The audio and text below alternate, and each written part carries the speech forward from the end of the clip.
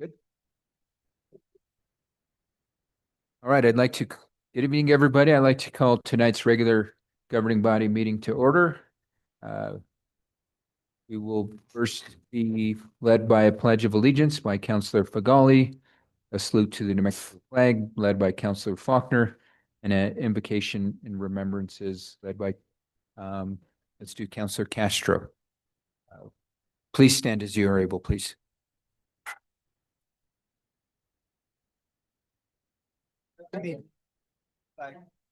United States.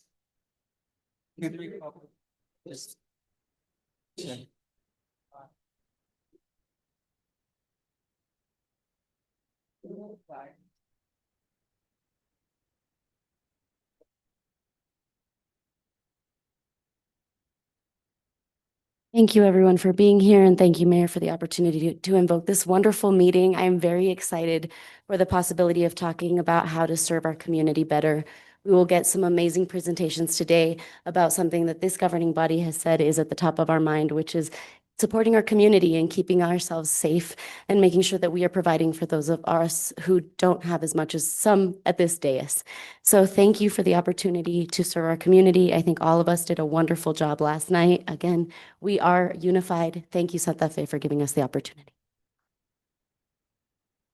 Remember to let's take a moment to remember those in our. Thank you.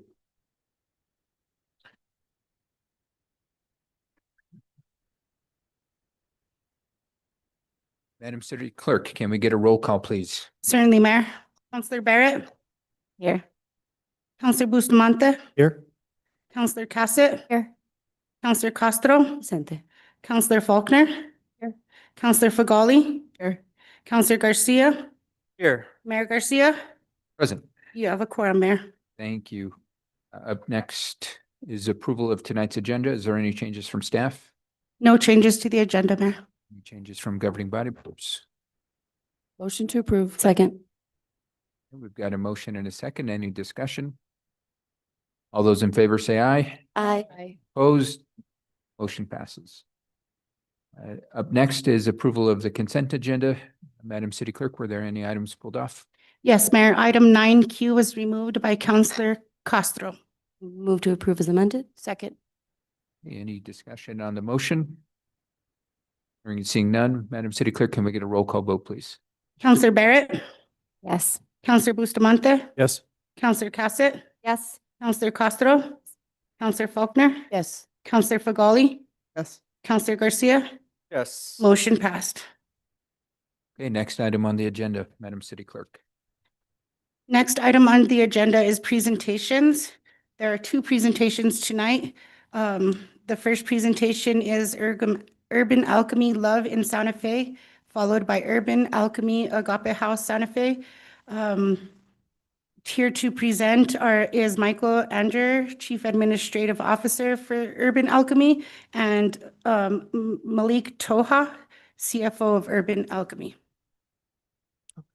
And then just for context to the governing body, we'll have both of the presentations and then we'll allow for questions on the presentations after.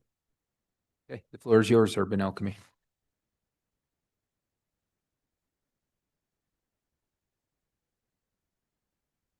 Mr. Ender, just make sure the mic is turned on, please. All right, can you hear me now? There we go. And could I have the presentation come up, please? Thank you. So I really, we're very grateful for the invitation to come present with you and have a collaborative dialogue here about really the needs of our unhoused brothers and sisters here in the city of Santa Fe. Very much appreciate it. I also have a kind of a phrase that I use in my day-to-day life at Urban Alchemy: to go slow, to go fast. So I'm going to take a step back before jumping into, our services that we provide through our Love Outreach team and through Agape House, and just say a couple of important things about Urban Alchemy. So, because I think they're relevant to some of the transitions and some of the things that you are seeing and that the residents of the city of Santa Fe are seeing. Before I started, I wanted to introduce to you everyone who's joined here with me. Melik Toda, our CFO, Roberto Gonzalez, who's our Director of Operations here in the city of Santa Fe, Dwight Jones, who's our Deputy Director of Operations here in the city of Santa Fe, and then 4 of our supervisors and Project Director Aaron, Isabel, Carlos, and Jeffrey. They are all project directors or supervisors here in Santa Fe. All right, so we talk about the 1, 2, 3 of urban alchemy. So on the surface, we look like a homeless services provider, and that we are. But our primary mission, the number 1 of urban alchemy, is to provide meaningful work and economic mobility to men and women coming home from long-term incarceration, from significant lived experience like addiction and homelessness. So that's a key component of what we do, and you'll hear about that later in the presentation about what that looks like in terms of how we're implementing our services. With that staff and with the social and emotional intelligence that comes with that kind of lived experience, we do 2 things. We transform people and we transform spaces. So those are the 2 things that we have developed a set of activities and practices that have proven to be successful. And then we do 3 things. So this is what everybody sees. We do house communities, safe communities, and connected communities. House communities looks like interim housing. It looks like what we're doing at Agape House. Safe communities looks like our outreach team that's out in the street. So Love is part of our Safe Communities program. And the Oasis, which you'll hear more about, which is what's happening in the parking lot on Cerrillos Road, that's our connected communities. And those are 3 distinct things that we have learned how to do. There are 3 activities, but all of them kind of tie back to transforming people, transforming spaces, and then really providing meaningful work and economic mobility to our employees. So that I just kind of described those 3 kind of services there, and they're in our presentation. Our Chief Operating Officer, Bayron Wilson, has been here in front of the council last May or early June, I forget the date. And so you would recognize him. And Dr. Miller is a clinical psychologist. Bayron Miller is formerly incarcerated visionary, and they really came together and brought their own lived experience growing up in Bayview Hunters Point after, and in their 40s kind of crafted this idea. So this was kind of the wisdom of their own lives that have digested, and they kind of came up with this. Urban Alchemy is built by and for practitioners. So you will see that most of our leadership are men and women who have had significant lived experience. So that doesn't necessarily mean long-term incarceration, which we define as 10 or more years, but it means some social and emotional experience. And that's the case here, both in Santa Fe with our leadership here, but across the organization. Myself and Melik are some of the few leaders at Urban Alchemy who don't have our own previous experience with the criminal justice system. And I've been with Urban Alchemy, just so you all know, since 2019, after about a 30-year career in education. So there's proven results, and there's 2 directions here. We've transformed the lives of our practitioners. We've given men and women who are normally not seen when they come home from long-term incarceration, or who are coming out of addiction or out of homelessness, who normally are not given the benefit of the doubt, who are not given opportunities.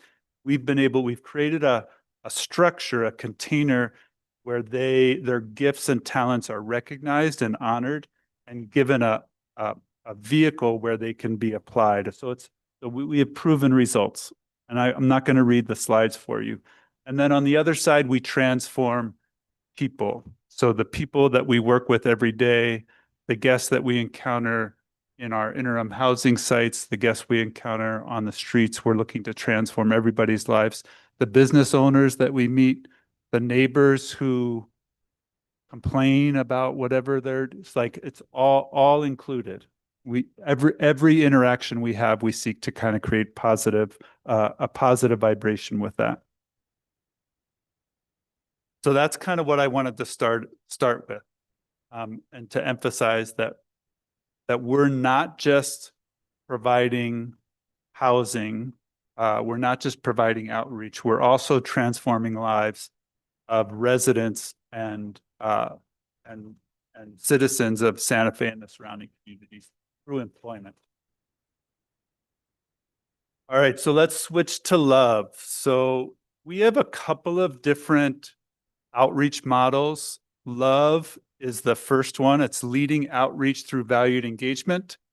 This is the one that is predominantly what we call proactive engagement versus reactive engagement.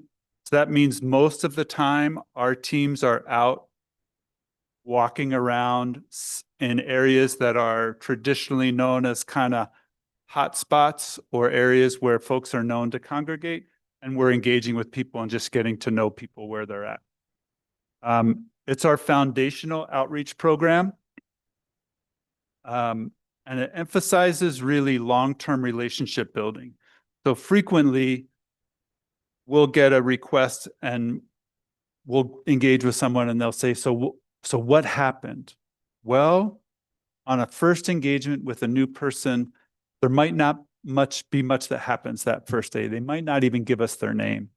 But we're trained in what's known as a progressive engagement model, which means that we're going to go back the next day or in the next week, and sometimes it'll take 30 engagements over 6 months before, and then all of a sudden somebody will walk up to somebody who's wearing an Urban Alchemy uniform, and that social trust has kind of transferred to that brand, that Urban Alchemy symbol, and they'll come and say, hey, I'm ready for help. Can you help me get into, detox or recovery? Or can I get on the waiting list? But sometimes it takes some time for that to happen. There are rarely immediate results when you're engaging with folks who are living rough on the street.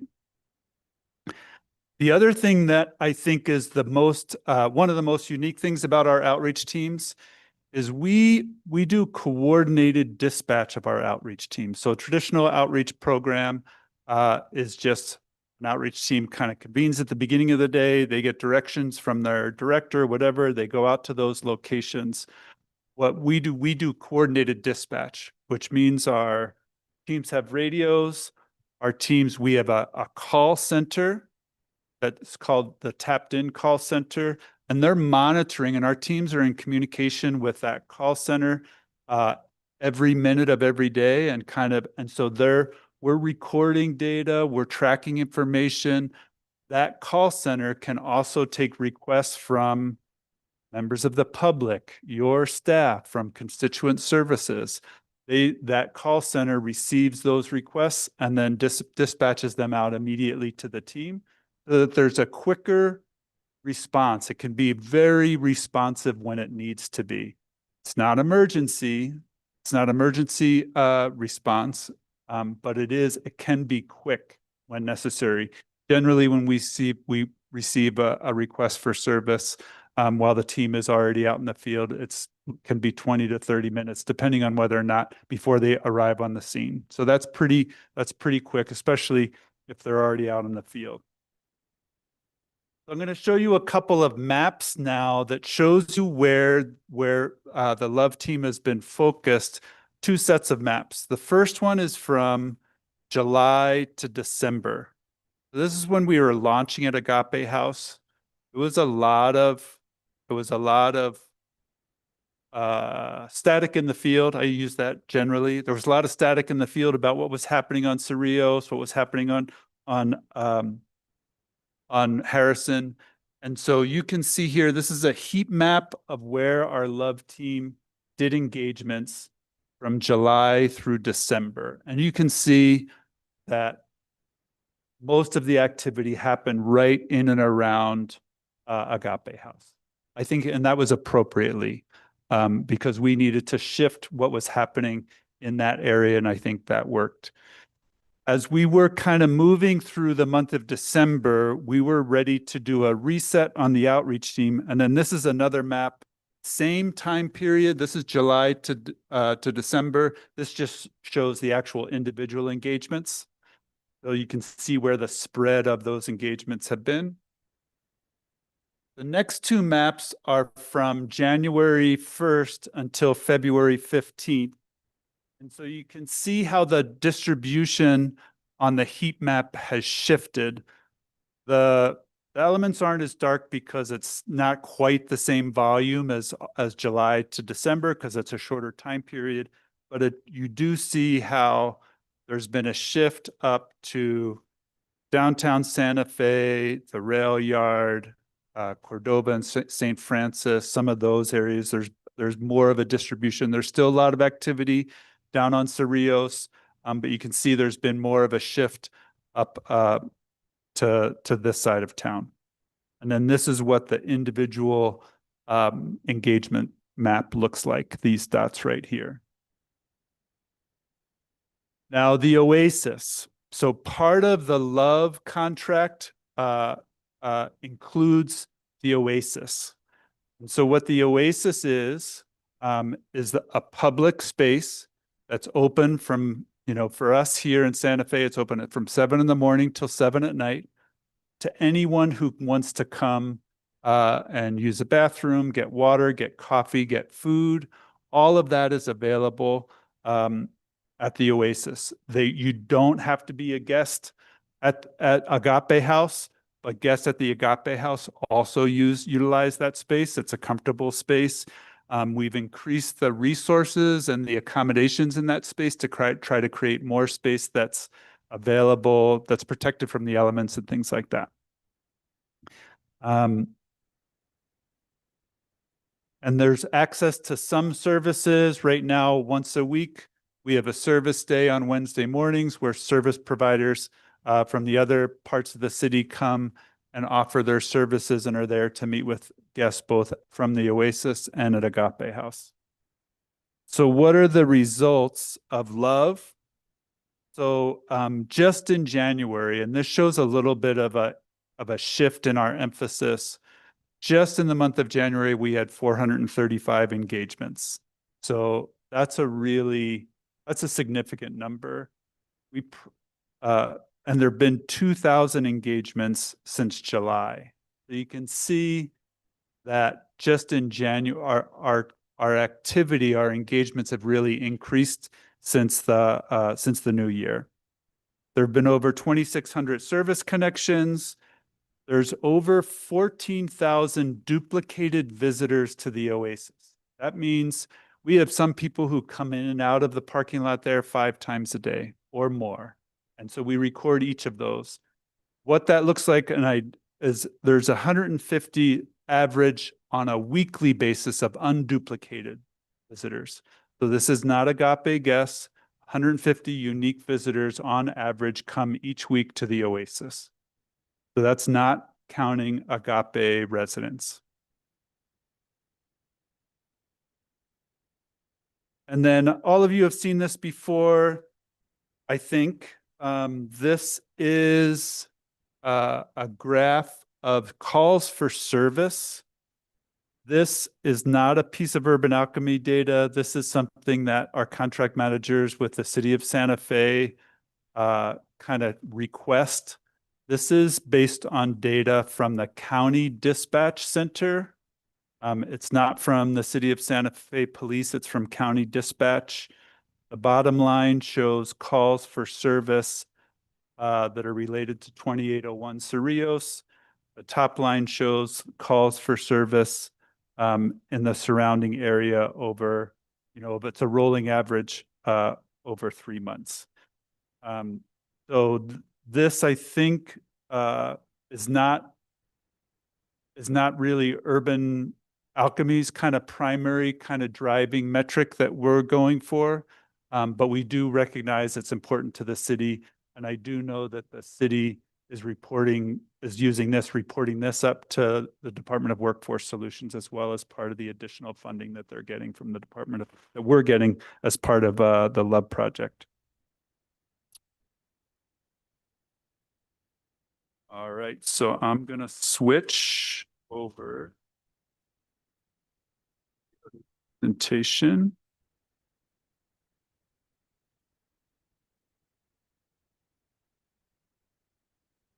So that's LOVE. So that's LOVE. So what's different at Agape? I'm going to kind of talk about what the changes are between what how Pete's Place was managed and run before, what we're doing now, why we made those changes, and talk about a couple of hot topics before we start to get into some of the results. So when we took over Agape House on July 31st in the afternoon, there were 86 beds at Agape House. So that was mostly women, in the male dorm, and then about 20, some in the female dorm. And so most of you have probably been there before. You know what that looks like. There were 86 beds. So today there are 99 beds, 98 beds. That's a typo. I think it's 98 beds. So we converted a couple of the office spaces to create some medical respite rooms for folks with higher needs. So we have a female room with 4 beds in it. We have a male room with five beds in it. In addition to the other beds in there. So we're serving more. We have more beds available. We shifted from an overnight emergency shelter to what Urban Alchemy calls a low barrier interim housing. That's sometimes referred to as bridge housing. When you get into some of the language, every region talks about it, uses different words. The most important part of this is that it's low barrier. And what a low barrier interim housing means is people are assigned beds, and they sign when they come in, when we do the intake paperwork, they don't have to tell us our name. They don't have to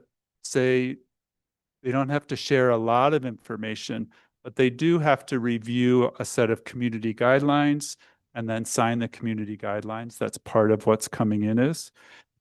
So for the residents, so today at the end of the day, end of shift census today was, I think, 92, 93.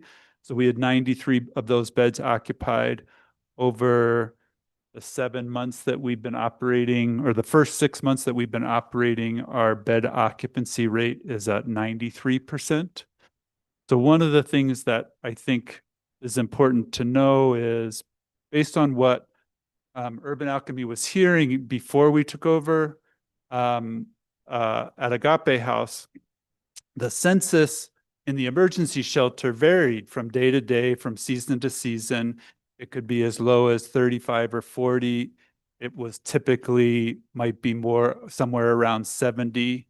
And during cold weather events, it would kind of get up and they would fill their 86 beds. And for code blue things, they would fill up the dining room and everything. So what's happening today is our census, our typical census, is now over 90 every night. Okay. And because it's 24/7, it doesn't mean that all 90 people are in their beds overnight. But all 90 people are there, for part or some of the day. So there are some people who are working a graveyard shift, for example. And so they're out at night and they're sleeping during the day. So that's an option available to them. And if you have a bed, you have access to the bathrooms and showers whenever you want, 24/7. We also have an additional 12 overflow cots that we're still kind of iterating on, trying to get the best setup for that. We're still trying to get power to the community room that's out in our parking lot for code blue events. So that's kind of what's different at Agape House. So the question is, why did we make these changes at Agape House? So, so one, it was part of the scope of work in the contract that we had to go to 24/7. That was in the scope of the work that we had with the city. It was what we were asked to do. But the other thing that we came in talking about is we wanted to prioritize the guest experience, and we wanted to make the guest the center of attention. And so we did that. We also wanted to stabilize some elements of the guest's daily life so that they might begin to imagine alternative futures for themselves. So an example is that we did an intake in December. I was nearby, and as he's going through his questions, like, what time do I have to leave? You don't have to leave. When can I get a shower? How many times a week can I get a shower? You can get a shower whenever you want. And he said, "You mean I can get a job?" That was his response to those things. So that was really good. And then the third thing is we really wanted to reduce the real negative quality of life impacts on the surrounding community. That's what we wanted to do. What about volunteers? I want to take it back to the 1, 2, 3. We're a different service model. We have a different service model than interfaith shelters. We're really not a charity in that way. We're not driven by donations and things like that. We need donations and we accept donations. But our number one is meaningful work and economic mobility for people with significant lived experience. And so, that's part of the shift. The change in service model and organizational mission changed the need for volunteers. We do still accept groups who prepare meals, usually happens on weekends, at lunch, sometimes on dinners. We accept volunteers who teach classes for particular things, meditation, art, things like that. And of course, we're still taking donations of clothing and things like that. What are the results of Agape? Since August, the beginning of August, we've served 226 unique clients. 100% of them are enrolled in HMIS. 43% have at least one disability. 60% of the clients receive some connection services. 14% of the exits have been positive exits to permanent housing or to some other positive housing alternative. What are the challenges?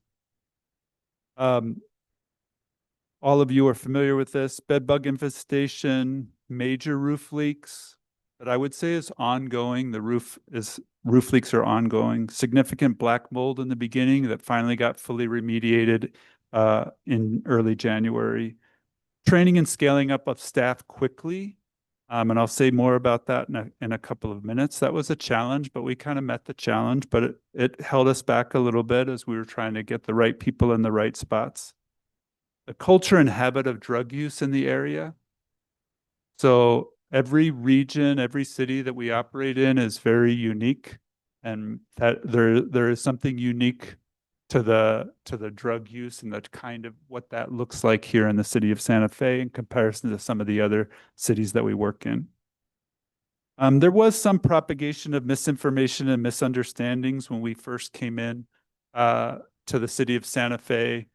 We have no hard feelings about that. Kind of what I say about the experience is I think everyone who ever volunteered at Pete's Place over the past 15 or 20 years felt like they got fired when Pete's Place lost the contract, when Interfaith lost the contract for it. And so, so we got some of the backlash on that. And so I understand that, but there's some misunderstandings, misinformation that kind of got out there. I will say, and I know Mayor, you're working on this, the procurement and purchasing delays sometimes on some of the capital improvements that the city is managing on the city-owned property have slowed us down a little bit, but we're getting through it. What are the next priorities for us? Coordinated entry assessments. I'm happy to say that the coalition who kind of does trainings for HMIS, we have all the staff that we need to in HMIS, but they have only offered the training to do the coordinated assessments twice since we've been here, once in October and then once today. And so as our staff turned over, the people who were trained in October to do the coordinated assessments either didn't persist or moved into different positions. So we're looking to kind of focus on coordinated entry assessments the second half of the year, focus on more connections to service, integrating more with existing providers in Santa Fe, collaborations with all of you, local and regional leaders, to increase beds, supports, and the strength of homeless services in the region. Last couple of slides here. So to give you an idea on the numbers here, we currently have, between Agape House and our Love program, we have 41 active employees today in Santa Fe. Since July, we've given employment to 93 people. So that means 52 didn't persist, or something happened in their life that kind of took them away. But we give, that's part of our, is we give everybody an opportunity. If they show up, sometimes they don't make it through the week-long orientation training, that we do. But we give everybody an opportunity. If they say that they want to give it a shot, we give them a shot.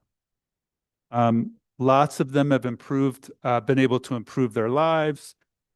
Cars have been purchased or leased. Houses have been purchased. New apartments have been rented. This is by our employees. Their families are supported. So those 41 employees, that they're stabilizing. They're stabilizing the lives for themselves and their families. Practitioners transform people. We've had 25 or more positive exits, 227 unique guests. I already repeated some of this stuff. And so the last slide we want to show you, and I'm going to invite Melik up to kind of do this one, is we wanted to just show you what the budgets look like in relationship to what's on paper what we started, and then what we think we need to finish out this year. Okay, thank you so much. Again, I'm Melik Toda, the CFO of Urban Alchemy. So I have a couple columns here, as you can see. The original service plan, when we did the budget, you probably recognize we had a 1.5 million was what we were contracted for, and that was for actually 75 beds, and that was for 16 hours of service. Okay. We then had a contract that was listed here in two parts. One was the 2 community oasis sites for a little under $1 million, and then the Love Street teams for $1 million. So there's a total budget there of 3.4 million, a little bit over that. Where we are now is we've really come up with some creative ideas around how to utilize the oasis sites. As Mike mentioned, we have an oasis on site at Agape, and we are using the second oasis to fulfill the 24/7 contract that we have. So that what we're kind of looking at it is a total. We're still at the same level, but we're combining sort of oasis budgets and the Agape budget so that we can give that 24-hour experience in that oasis. And then we were given awarded some additional funding through the governor. And there's about a little over $400,000 there.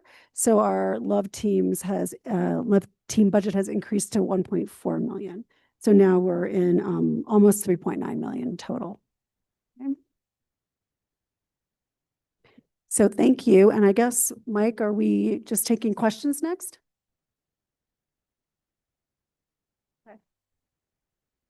Okay, thank you, Urban Alchemy team. Any questions from governing body members? Councillor Cassett, then Councillor Faulkner. Thank you so much, Mayor. And thank you all so much for being here. Really appreciate it. I also want to thank the team that gave me a tour yesterday. I really appreciated having the opportunity to, I haven't been there since the transition has happened. So thank you for having me. And it was really wonderful to see some of the changes and how those are being incorporated. And I was very impressed. So thank you. A few questions that I have. You mentioned that there is a call center for the outreach team. How is this number advertised? And you mentioned, the public can call, obviously our staff can call, but how would the public find this number if they wanted to reach out to you? So this is a choice and a decision that we've kind of left to our contract managers on the city side. Early on, when we first arrived, constituent services really wants requests for service to funnel through constituent Got it. services. So they didn't want to kind of have too many different numbers. And there's also, Santa Fe Connect, and there's all these other kind of resources out there. So we didn't want to confuse people. We just let people know, we let our city contract managers know it's available. Some kind of staff and neighbors, we give the number to. We've given the neighbor, I did one other community presentation last month, and I gave the number out at that. And that number does three things. If you press, it's like a normal thing. If this is an emergency, hang up and dial 911. If you want the call center, you press 1, and that's when you talk to a person. If you want information about Agape House, you press 2 and you leave a message. If you want information about Urban Alchemy or employment, you press 3 and you leave a message. But press 1 to get the call center. Got it. And the call center is actually in Birmingham, Alabama, Okay. where those people are sitting. All right. And so that still primarily filters through constituent services. So, yeah. Okay. And they email their request to us. We also have there's lots of different ways to submit a request, including an online form. Okay, so that's important, I think for us to know, for the public to know, that if there is a desire to get the outreach team to reach out to constituent services, that would be the primary method by which they would be able to reach you guys. So good to know. It might be worthwhile for us to have it because sometimes my constituents call me. If that is I'm guessing that our city team probably does want to understand the data as well. So I think maybe something for us to talk about internally, but I know that I would appreciate having that so that I can also do the outreach as needed, and happy to then reach back to constituent services and let them know what occurred. So yeah, if you could send that, that'd be great. What is the capacity for the Oasis over at Agape? How many people could you, in theory, comfortably have there safely? I think at any one time, it's probably would be comfortable to have between 70 and 100 people. Mhm. We have, once we get power to the community building, there's another tent that we're going to put up to create another gathering space. So typically, I would say there's between 20 and 30 people there right now. Okay, wonderful. And one of the reasons that I'm interested, obviously, just people know how many people can go, but I got a call today from a group that it's a health group that focuses on climate action. And one of the things that they're starting to look at is, we have our code blue, but wanted to start having these discussions with the city regarding quote unquote code red. So we see these more in Phoenix and Cruces, these areas that get very hot, but of course, with climate change, we're starting to see that. And so that there are places during the summer that individuals can go, so they're not going to, suffer from heat stroke or other types of heat-related illnesses. Is that something, I know I saw during the winter, you got some heaters, wonderful. During the summer, That's why that's what the tents are for, is to essentially create more space out of the sun. We'll get misters, all those kinds. Okay. Yeah. I will put them in contact with you, FYI. So, going back to what you mentioned around volunteers, can you repeat what you were saying there? I'm sorry, I missed that when you mentioned classes. Do you or do you not utilize volunteers for meal prep and service? So what we do is we give people a paycheck, and we would rather pay someone to cook our meals who needs an opportunity to do that. So we have kitchen staff right now who are preparing most of our meals right now. And we still need a break. We also need support, to help us meet our budget limitations and things like that on our food line. So we are accepting groups. The most convenient thing right now is a group that prepares a meal offsite, brings it, and then they serve it there on site at Agape House or in the Oasis, depending on the time of the year, what the weather is like. We haven't entertained yet bringing a group in who would actually come in with the food, cook it in the kitchen, and serve it there. Partially because one of the things that changes when you make something a 24/7 interim housing site is it's now people's homes. Right. And so if we were to have a group come in, it would have to be a relatively small number of people. It wouldn't be able to be like a dozen people to serve. You know, it would have to be a smaller, team of 4 or 5 people who are willing to do that. So, but we are taking, and several of the churches that were preparing meals continued to do their services. I mean, not the same, not all of them, but many of them did. So That was actually my question, because I know that's one of the few places where you might have groups that have access to a commercial kitchen to produce the volume, so that that's partnership with Interfaith is still there. I'm really glad to hear that, because I know that was a really that was a big piece of this conversation. People do want to find ways to give back. So I appreciate that still is an opportunity. You found a way to make it work with the model. But I agree that, providing jobs for individuals who may not have another opportunity and giving them this experience to both get a paycheck, experience, work references, all of those are really crucial. So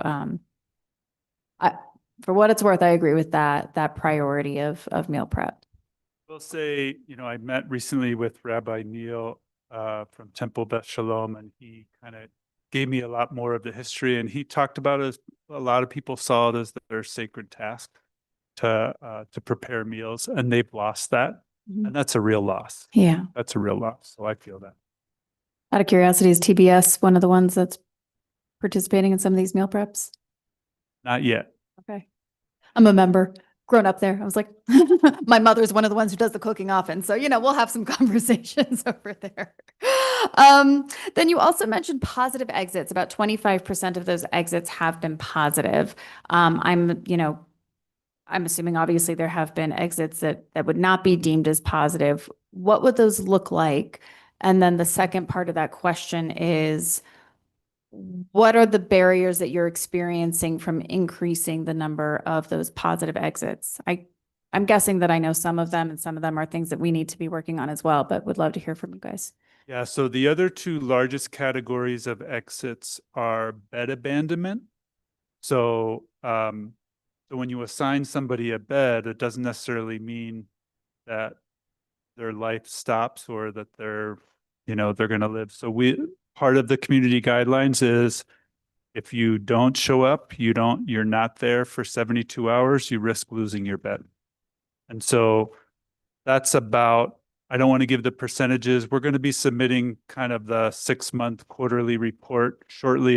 We were kind of focused on getting these presentations prepared for you. The quarterly reports will be out next week, but that'll have the percentage of bed abandonments. And then the second largest category is rule violations.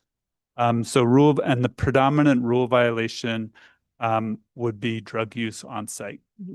And so, and rule violation exits actually increased dramatically as we moved through the holidays in November and December.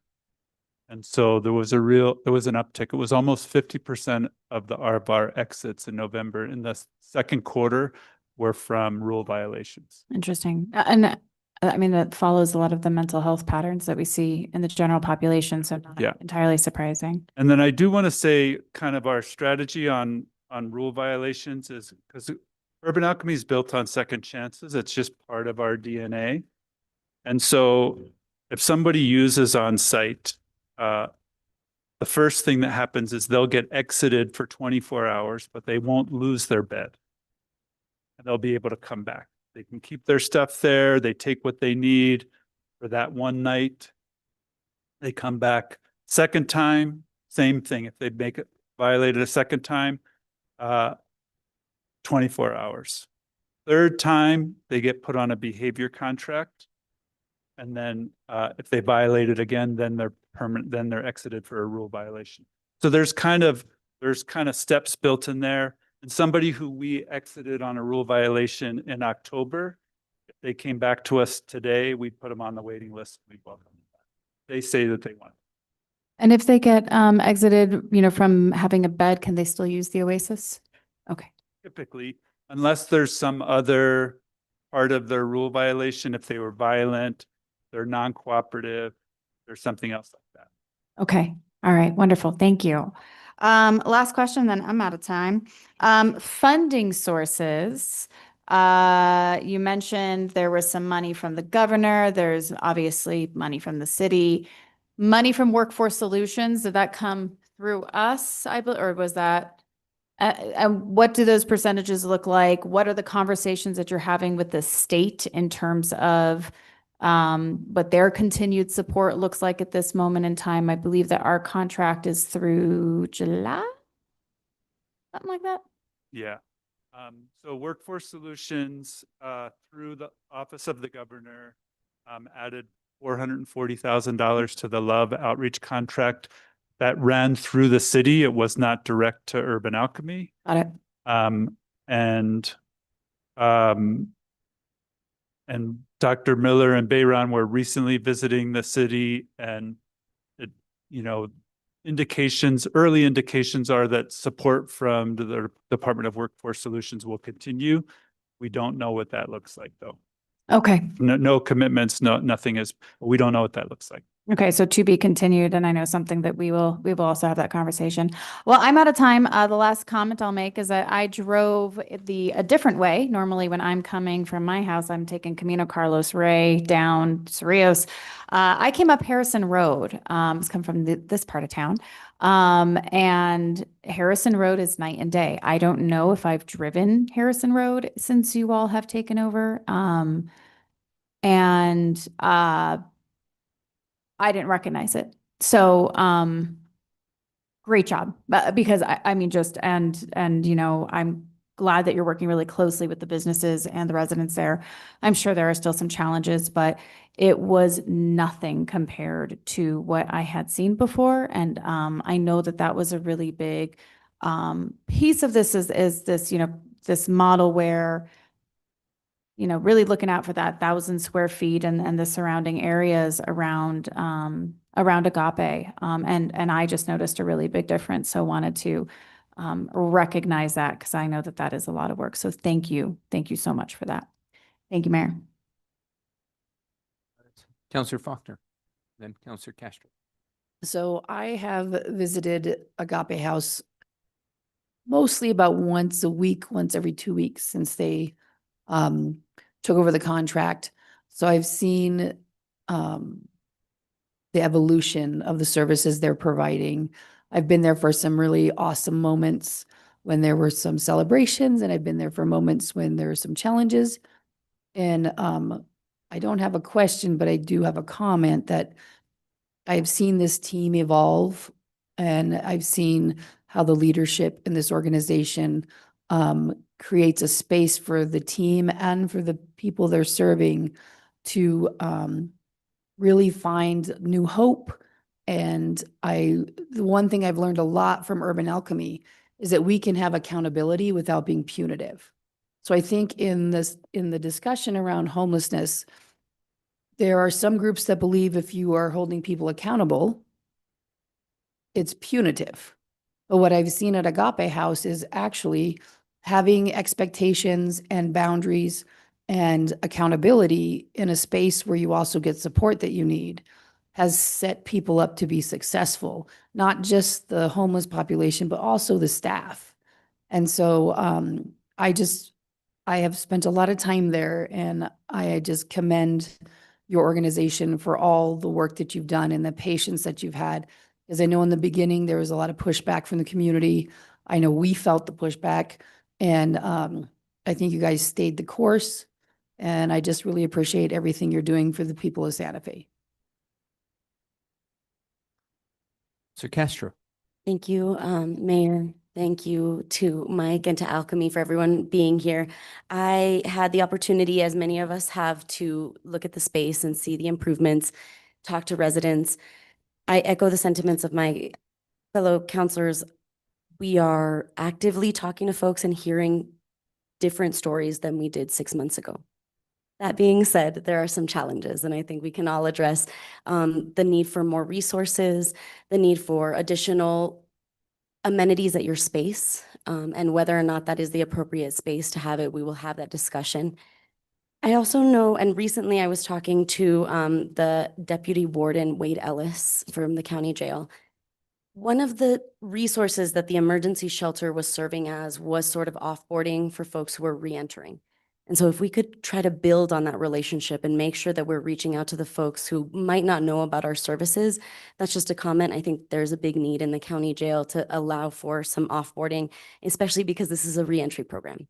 There's also some reentry work that's being done in the county and some resources that are being allocated. So it'd be great if we could work with them also with that population. I know there's programs at the community college that we could be leveraging. So this is an ecosystem. You guys are doing a great job. Let's continue to build those relationships and resources.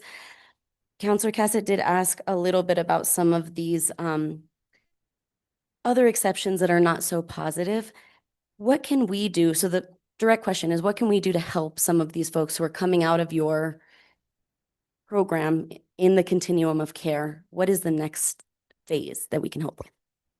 Yeah, so let me kind of address that. So Agape House and Pizza Place before it is really the only low barrier shelter beds in the city of Santa Fe, and they continue to be.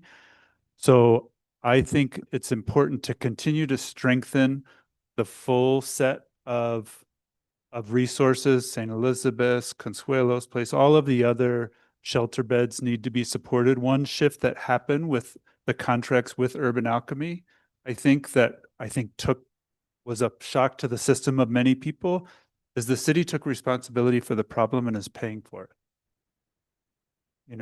And previously, the other sites may not have been fully funded or weren't funded in the same way. And I think that's what caught a lot of people by surprise as well.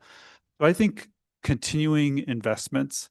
I would say one of the challenges is dual diagnosis of addiction and mental health, even mental health on its own, elderly folks with mental health issues. There are residents who have been with us at Agape House for a long time, and really in a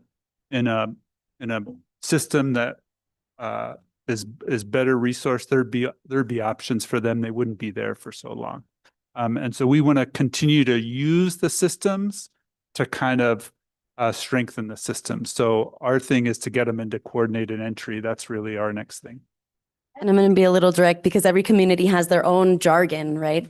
We call it transitional housing. And so we're looking to get some transitional housing projects online currently in the area. But is that a place where we could maybe invest more in terms of the continuum of care? Yeah, I think there needs to be more resources kind of downstream from the low barrier shelter. Absolutely, 100%. And the reason that I bring this up, this is a larger conversation, and we would love to have you at Quality of Life to continue this. But there was a specific need of emergency shelters that is not being met by Agape and by Alchemy. What can we do in these instances where folks do need a low barrier shelter that we're not providing now? I'm a little concerned about if our fire marshal is comfortable with putting as many folks in that oasis as maybe we're thinking. We know that that space is limited. Is there a better option?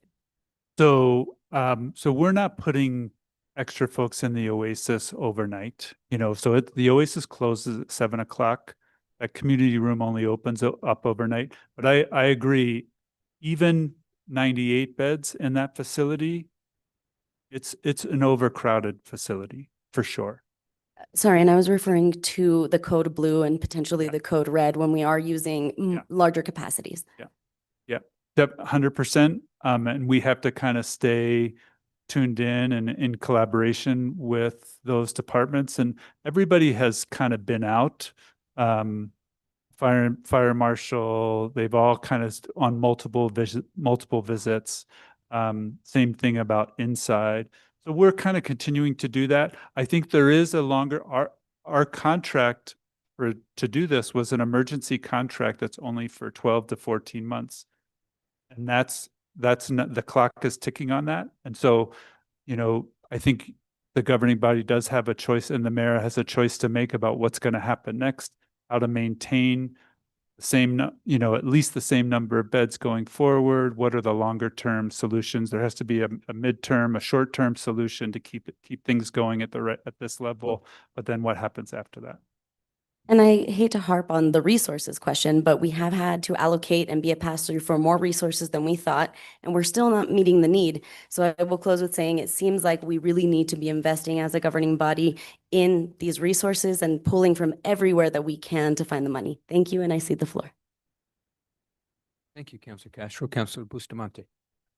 Thank you, Mayor. I just want to say again, also, thank you for the tour yesterday and for showing me around and, give me a good inside view of what you guys do every day. I just had a question, data geek here, too many years in IT or something, I don't know. But when you talk about engagements, like for your love team, how do you track those? Are you looking at like each incident as an engagement? Do you look at each individual interactions? So like if you go out to talk to someone and they decide, okay, I need help, and then you have to do these 4 or 5 things as a result, is each of that considered a separate engagement, or are you just looking at one incident as an engagement?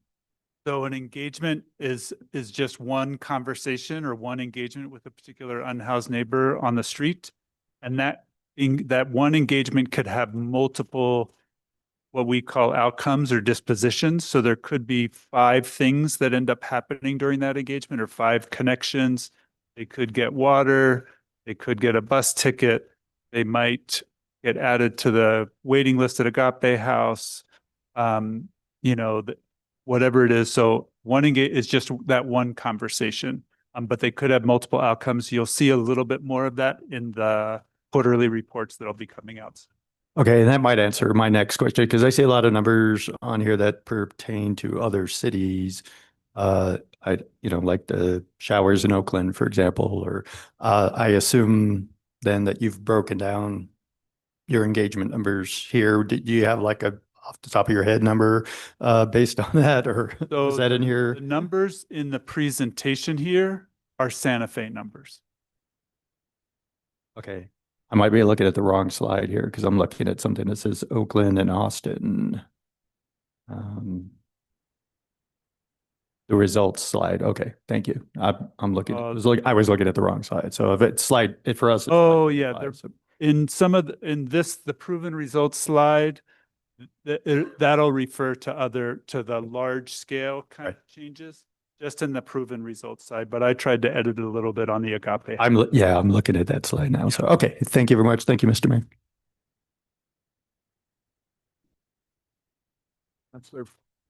Councilor Barrett.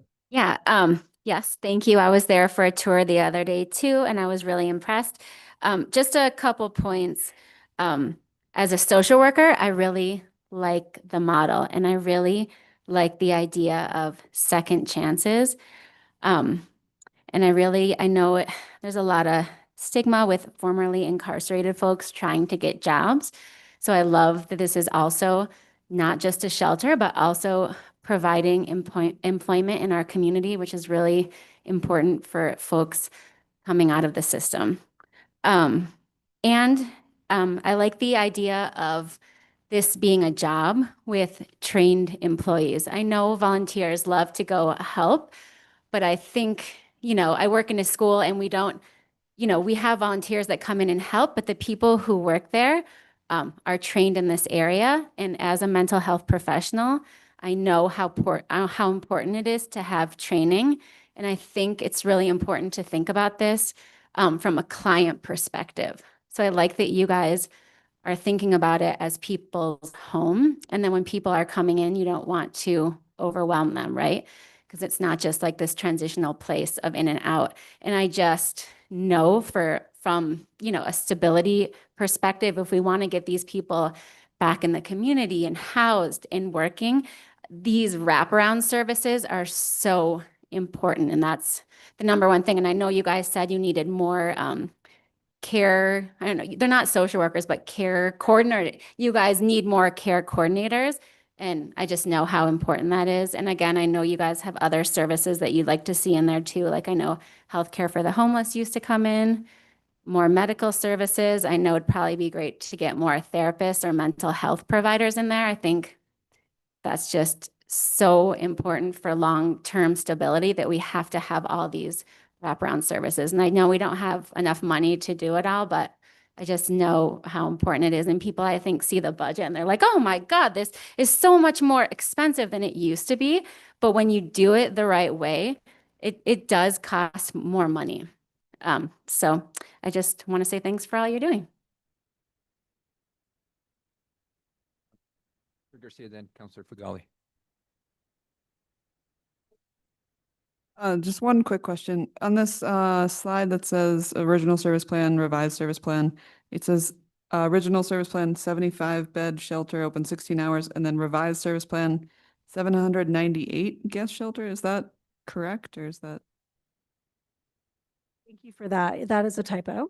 Okay, It should be 98. 98, okay. And that is the number of beds you showed us earlier, correct? That's correct, yeah. Thank you.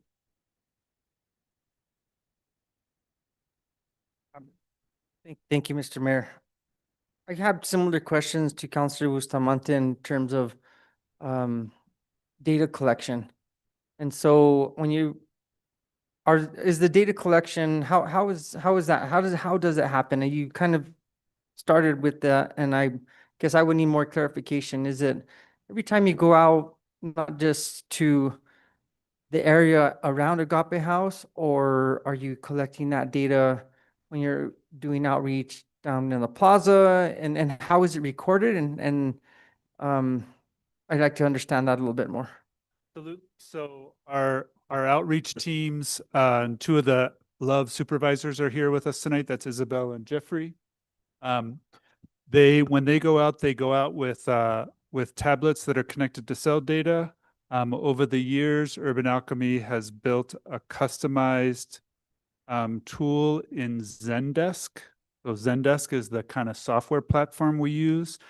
It can receive requests from multiple different channels, email, Google Form, phone, all that kind of stuff. And then the call center assigns the ticket to one of our teams. That's usually just with a location, a description of who they're going to be looking for. Sometimes there's a picture, and then they go out and they do that engagement. And so there's always 2 or 3 people who are doing the engagement. One person is usually the lead, and the other person is kind of secondary. And then when they're finished the engagement, they essentially in the field complete that ticket. The call center does a data quality check on the contents of that ticket, and then that all gets recorded. And so the heat map that you saw was essentially data that was exported that showed the geolocations of all of our engagements that got pulled out of Zendesk. That was for each of those was a particular, in kind of IT world, that's a help desk ticket. It's like a help desk ticket. Okay, so it's internal data that you all are gathering. We have, yeah. Okay, and how do you measure the success of that? Because obviously we can make trips to the grocery store and not bring anything home. Yeah. So how do we measure the return or how that is actually working? So part of our theory of change, so an engagement is really an input metric. It's not an outcome metric. So our theory of change, though, is that if we positively engage with someone consistently over a long period of time, that there's an opportunity for a change and for a shift to what we say, and we say this about public spaces too, to change the vibration in a space. So we have a theory, and what we started to do 7 years ago when we were just starting out is we didn't have the whole Zendesk then. We literally counted positive engagements could be, and it was defined at that time as a 15-second or more conversation with someone who was walking down the street. Didn't have to be an unhoused person. And then versus what we would call an inviting space intervention.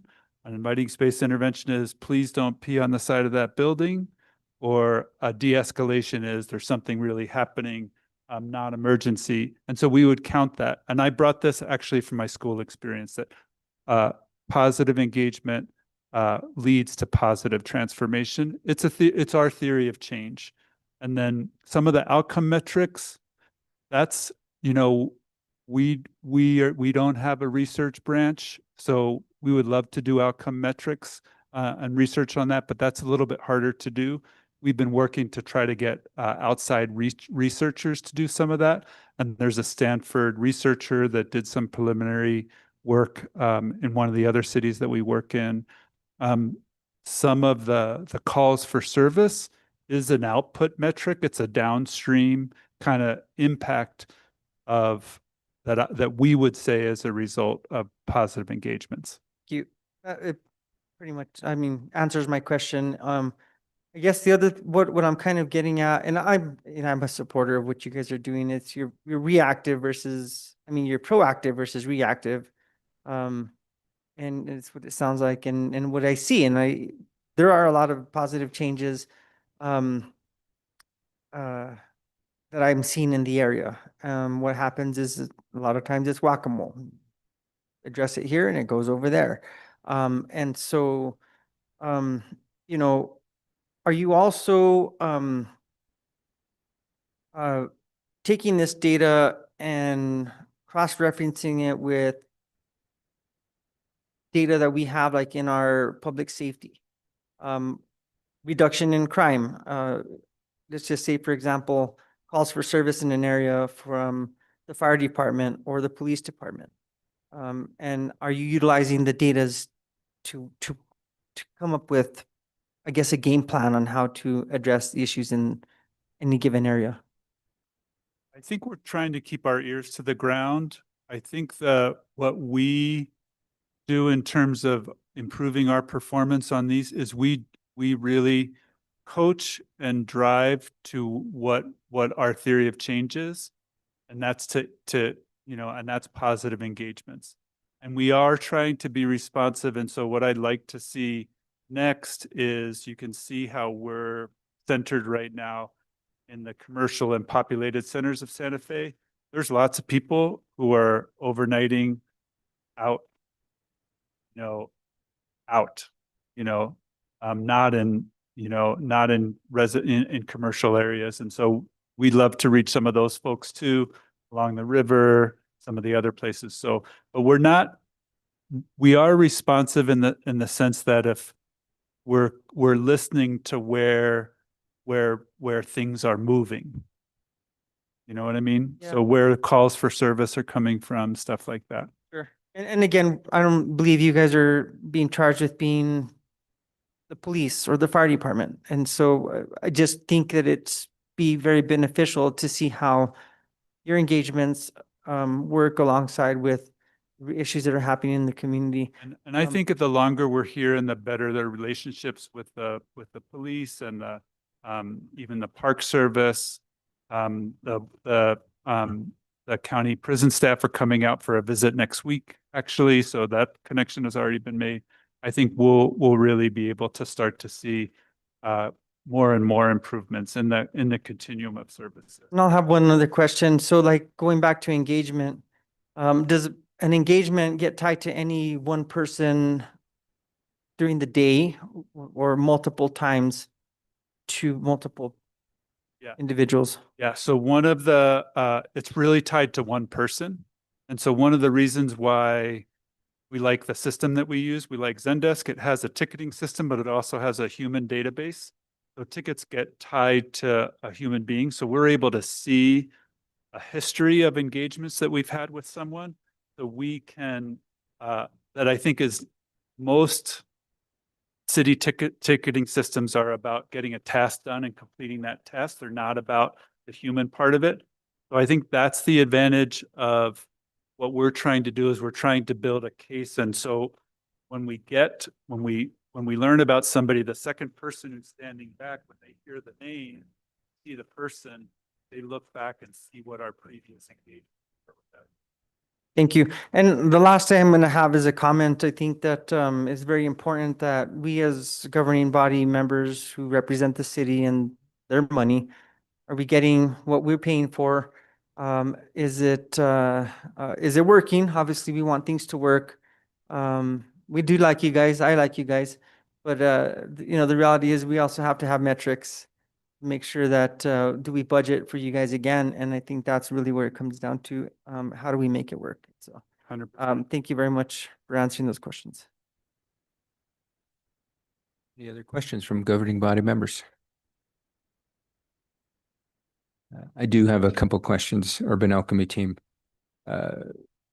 Regarding some of the metrics, you cite 1,478 engagement with neighbors. Can you tell me what that looks like? Because I can't remember if it was Councilor Garcia or Councilor Bustamante, and you're talking about engagements, 2,000. Part of that is just telling somebody hello.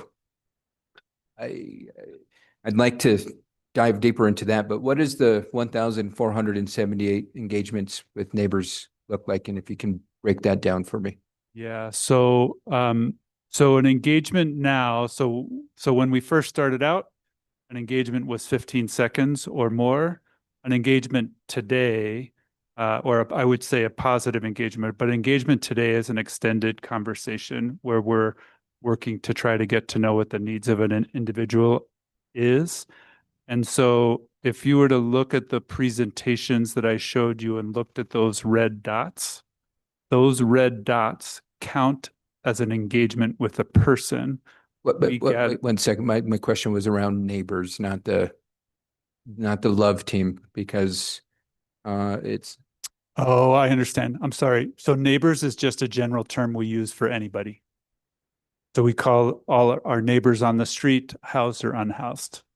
So what's the difference between the 1,478 engagement with neighbors versus the 2,000 engagements versus the 2,600 service connections? Those are pretty significant numbers. And when we get into criteria, just as a 15-second engagement, I mean, it's, I don't know the significance of that. To me, that is, it's very challenging for me I can walk up and down Cerrillos Road right now and have 1,000 engagements by saying hello to every single car driving down the road. When we began to explore data, data is always about how clean the data is, the significance of it, and the true measure and impact of it. And ultimately saying hello to somebody, it's really challenging to understand, is this person unhoused? Is this person walking to work? Is this person visiting our community? So I think that's where I have some challenges. If we can do some deeper dives into, and I don't think we have the time today, but to break down each of those 3 sections into the 15 seconds to actually, when I see service connections, my mind immediately thinks of taking an individual and directly getting them support. And so if we can have a deeper dive into that, and we'll follow up with you after that. Sounds good. In regards to the beds, I know you raised the number to about 98, but it's, from my recollection, Pete's always had about 98 beds. And so we're kind of reaching what they had. Now, what does your waiting list look like? So I do not know historically what Pete's Place was. When we moved in there were 86 cots. There were 86 when we moved in. And they didn't seem to have other space for regular beds. Although I do know that they would put up cots in their dining room when they needed them for cold weather events. And Aaron, how many people do we have about on our waiting list right now? About 50. Okay. So I think this is some of the challenges I've heard from community members just regarding the model, because the difference between kind of the emergency shelter model and the model y'all are using is where there will be, as you mentioned, nights where a bed is empty. And we're in a situation in this community where we can't have beds empty. And so can you help me understand why we're letting beds go empty? So I think I'll go back to the slide where I said why we're making this, why we're making these changes. One is to try to prioritize the guest experience.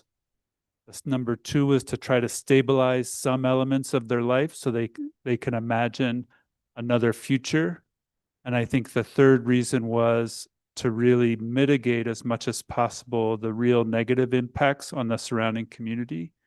So I think those are the reasons why Urban Alchemy is kind of implementing this model. It was also what we were asked to do by the city when we first took over, by the people who were in city administration at that time when we first took over. That was in conversation and dialogue with Urban Alchemy, and that's what we agreed to do.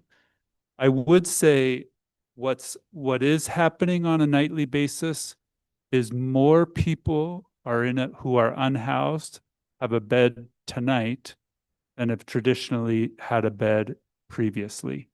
There's more people there's a better utilization of the beds available. And I don't know, at least I feel good about the utilization of the beds that we have. So with beds going empty, you're telling me there are more folks being housed with beds than a year ago today? Yeah. I So, think the data would so when we argue say- against that. Yeah, so a bed is empty, might be empty for a night. Somebody might say that they have to go to Albuquerque and they're doing something and they're going to stay with a friend before they come back. So we don't count. So we're trying to stabilize some elements of a person's life. We're not trying to kind of put them back on the street each day and having to kind of reclaim their bed each night. So it's a philosophical difference. And so there is a need for folks who walk up, and we meet the needs as much as we are possibly able to. So, Okay. Part of the outreach plan was to have a second Oasis. Where are we at with the second Oasis? And if you're in plans, what does that look like? so Urban Alchemy is kind of ready and willing to do a second Oasis. The location, essentially identifying where that was going to be, was something that the city was working on, the city team that manages the contract. And I think they were running into some strong headwinds in terms of identifying a location that would work and that was acceptable to the neighbors around that particular location, or the locations that they identified. So, that's we're waiting on the city on that one. Okay, I can check in with the city team on that one. Yeah. Let's see. I apologize. This is going to be a very difficult question. Since Urban Alchemy took over the oversight of the shelter, there's been 2 deaths at the shelter. What mitigation plans have been in place since not only the first death, but the second death? So, all from essentially the beginning, all of our staff are trained in wellness checks, what we call wellness checks, where we're checking the bathrooms, walking through the facility, walking around the Oasis every 20 minutes or so. And that's constantly been done. And all of the staff are trained in, Narcan administration and Narcan reversals. They're not all documented the same way, but we've probably done about 30 successful overdose reversals in and around the shelter space in the Oasis and in the surrounding blocks around there. For Urban Alchemy, we take responsibility for the space that we accepted, that we contracted to work with. We take responsibility for the streets around us. We take responsibility for the bad things that also happen We also feel that's part of the business. Bed bugs is part of the business. That's part of what happens. I think I appreciate Karina correcting in her original article after the first death in September. She reported, the interfaith, there was only one death at Interfaith in their history. And she did an update to that article towards the end of October that said she had done a request for public information from the police. And she found that there were 6 deaths associated with that address in the past 4 or 5 years. So it's unfortunately, it's part of what we're trying to do. And, we're not perfect, and it's painful every time it happens.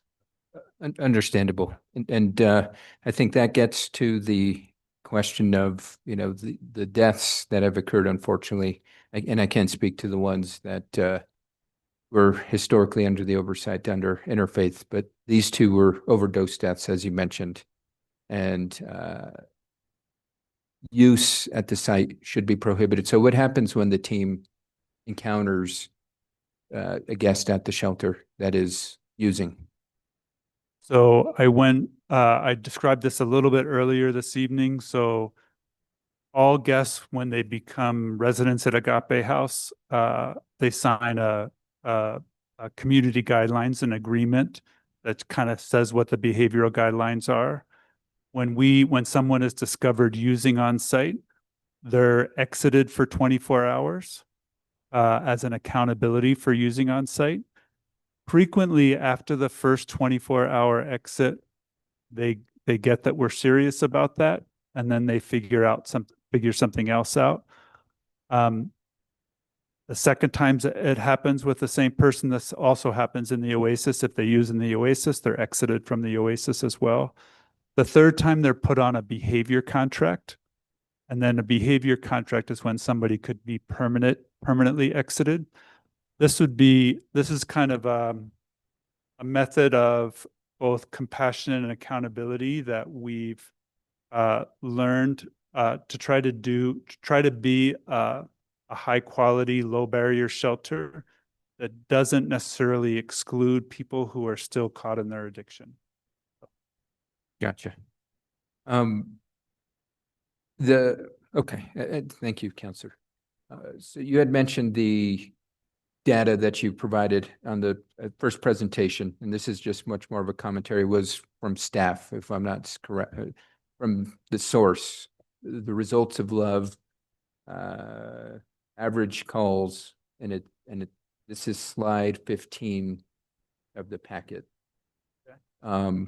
And I think you cited the source was the regional dispatch call center. Yeah. Okay. And I think this is, again, something is this pulled from you or from city team? The city team is the one who puts this together. Okay. So we'll need to work with city team because we've also got city data that's different than that in regards to PD numbers are stagnant. And so I want to make sure, again, data is what's going to be driving decisions. And when we get data that is one way going down, another data going straight, we need to make sure how we correlate the two and what might be the difference and whatnot. So absolutely. So this, just to be clear, this is from the city team, is the one who kind of requests this data from the county dispatch center. That's where it comes from. And do you guys record calls for service? Whenever their first responders come on site, we record it as an incident. Yeah.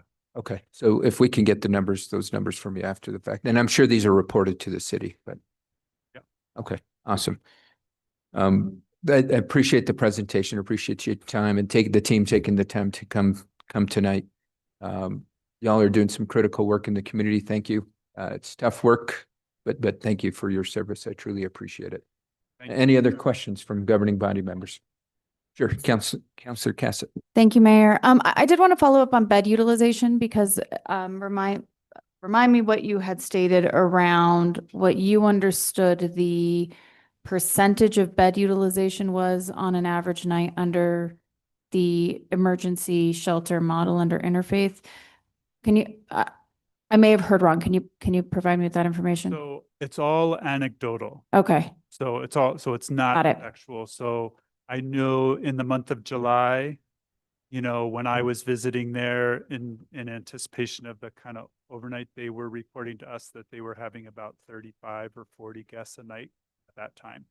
okay. So, but I think more typical was up in the 60s and low 70s was more typical, but that's all anecdotal. I don't know if they were reporting to anyone. So that's not really, I can't necessarily, so I don't really know. Okay, yeah, thank you for that. I think that'd be an interesting question for our city team who would have been managing that contract, whether that information was there, because I do think that's important. I know anecdotally, one thing that we did here with the emergency shelter model is that a lot of individuals didn't feel safe staying there. And so they may come in for some services, but they didn't feel safe staying because there wasn't this, consistency of guests. And I know that's a frequent issue that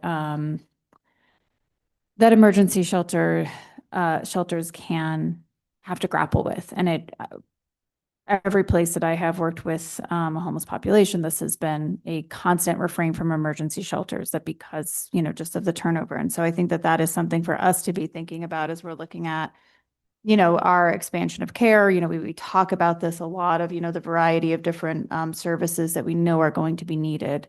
Is there a way that emergency shelter is done better? It's interesting. Emergency shelters frequently congregate. Those might be the ones where we need to be looking at some more non-congregate models in terms of, how people feel safe, or maybe this is something that we need to consider for our pallet shelters. The other thing that has come up frequently from staff, this is more of a question that we have to consider in terms of looking at overdoses. Again, this is the nature, unfortunately, of the issue. We know this is going to occur, and I really appreciate that despite the fact that there should not be substance use on site, that you all are prepared for it because you understand the population. The question for us, I think, becomes, in a lot of communities, harm reduction and harm mitigation includes safe use sites. And I know that a lot of people have a hard time with this because they feel like it is allowing, endorsing is not the word I'm looking for, enabling. Thank you. I knew it was an E word.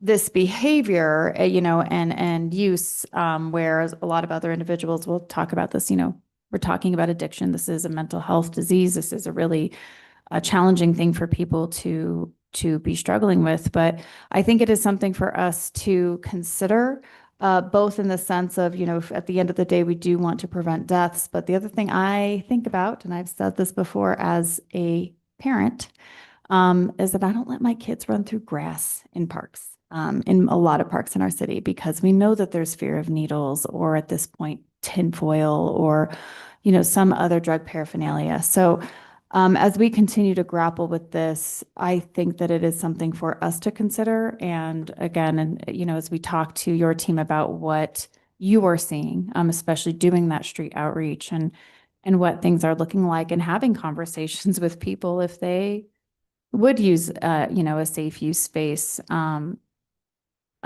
I know it's a really hard, controversial topic, but I see it from, two levels of public health. One, the individuals who are struggling with addiction, the more ability we have to have positive connections with them, the more likelihood that we may be able to get them help, but also the general population and kids and dogs and, whoever else coming into contact with drug paraphernalia that could potentially be fatal for them. Is something that I think we need to think about. So those are just my two follow-up comments. Thank you. Counselor Castro.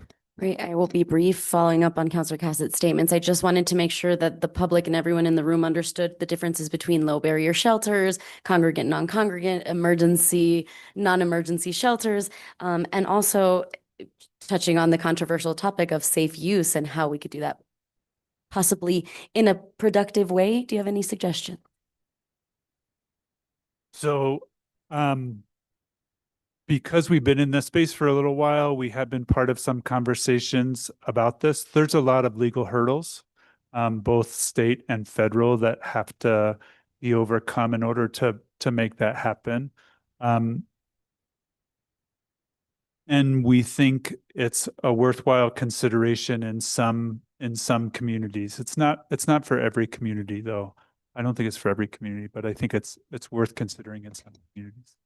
And just touching a bit on the emergency versus non-emergency, there's some efforts in the city by really well-meaning constituents to raise the temperature of, for example, Code Blue, so we can offer more emergency services. That is very costly. Would it potentially be better for the city of Santa Fe to have a permanent emergency shelter? So here's the reality, and I've said this in a couple of different places. The city of Santa Fe needs more beds. They just need more beds. And so there's more unhoused. There's probably, if I were to take, there's probably over 5. We don't really know the number of unhoused folks in Santa Fe. It's probably over 500. It's probably closer to 750. And there's about 300. I don't know what the number is. Leah Salavari would know the number off the top of her head. It's about 300 or 400 beds in Santa Fe right now. And all of them, but the 98 that we have at Agape House are the only low barrier ones. All of the other ones have some kind of hurdle to get in. Sorry, Mike, could you just explain what low barrier means for in layman's terms?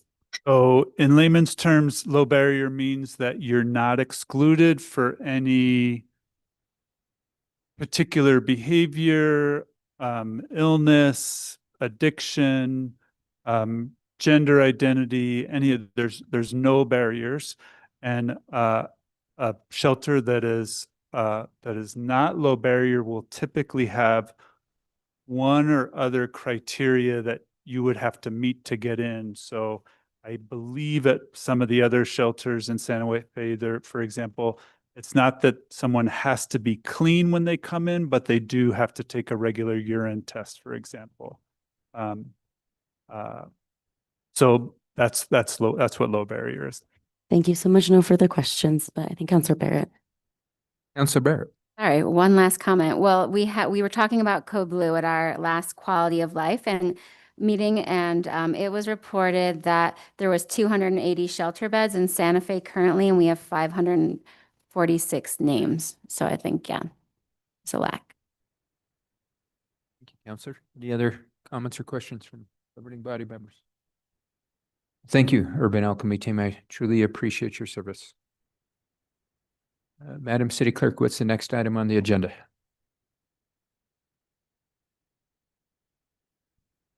Next item on the agenda is a request for approval of a service agreement with Sound Thinking Inc. for the purchase of a gunshot detection, location, and forensic analysis service in the total amount of $354,000 for a 1-year term. And here to present is Police Captain Jimmy Montoya. Sure. Motion to approve. Second. Officer Montoya.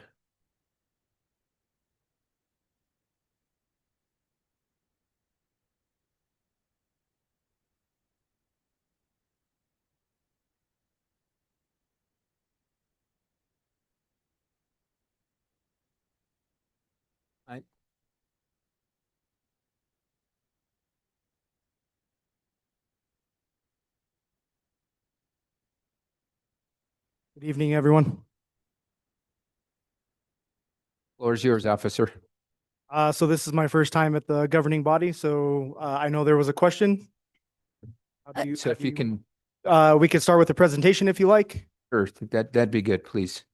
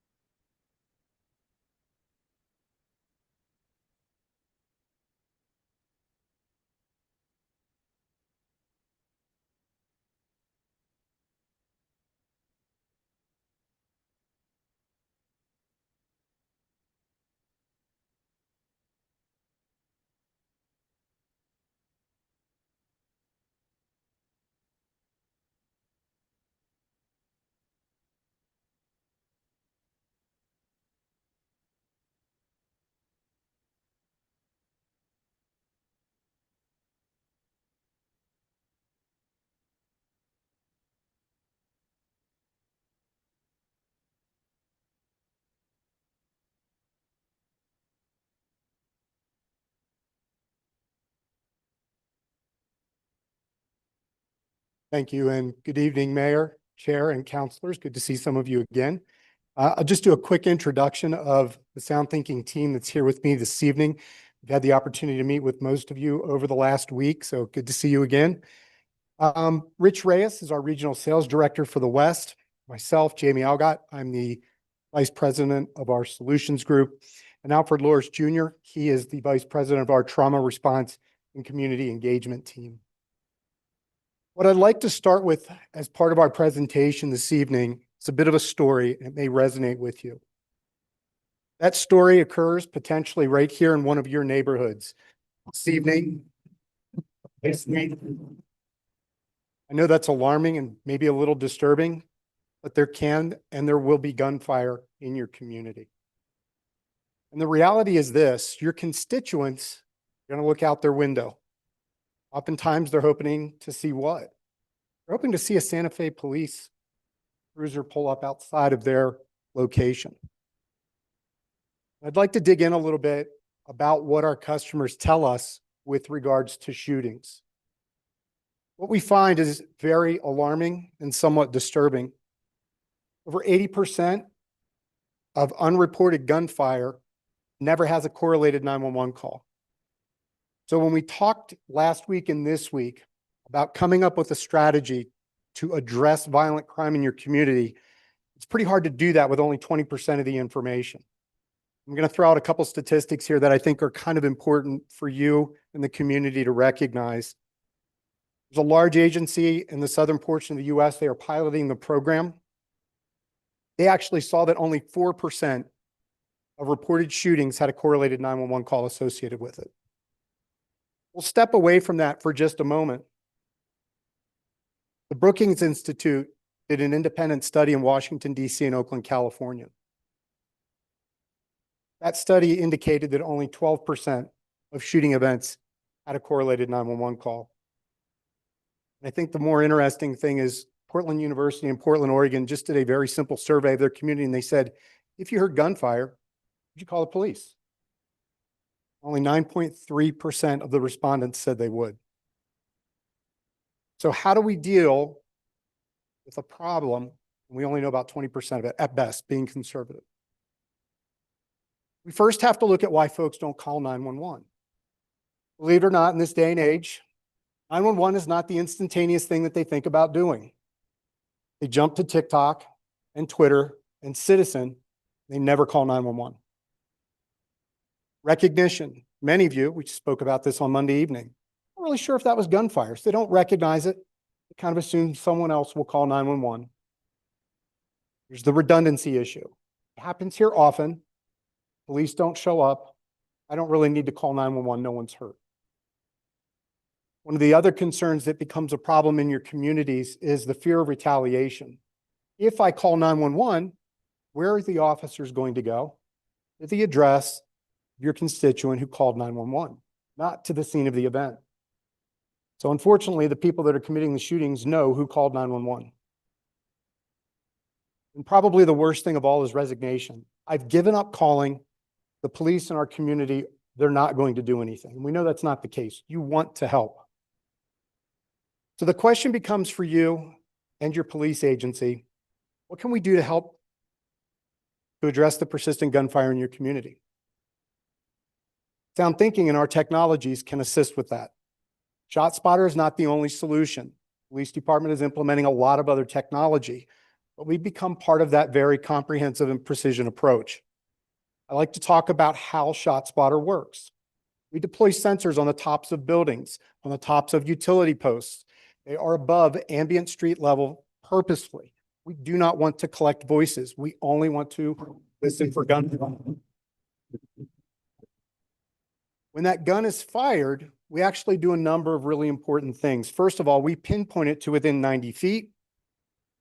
But we also send that information to our machine learning and AI algorithm, so it is being filtered out for those things that are not gunfire by a computer, and a secondary process, which is our incident review center. It's called our IRC. So it's a human review secondary step.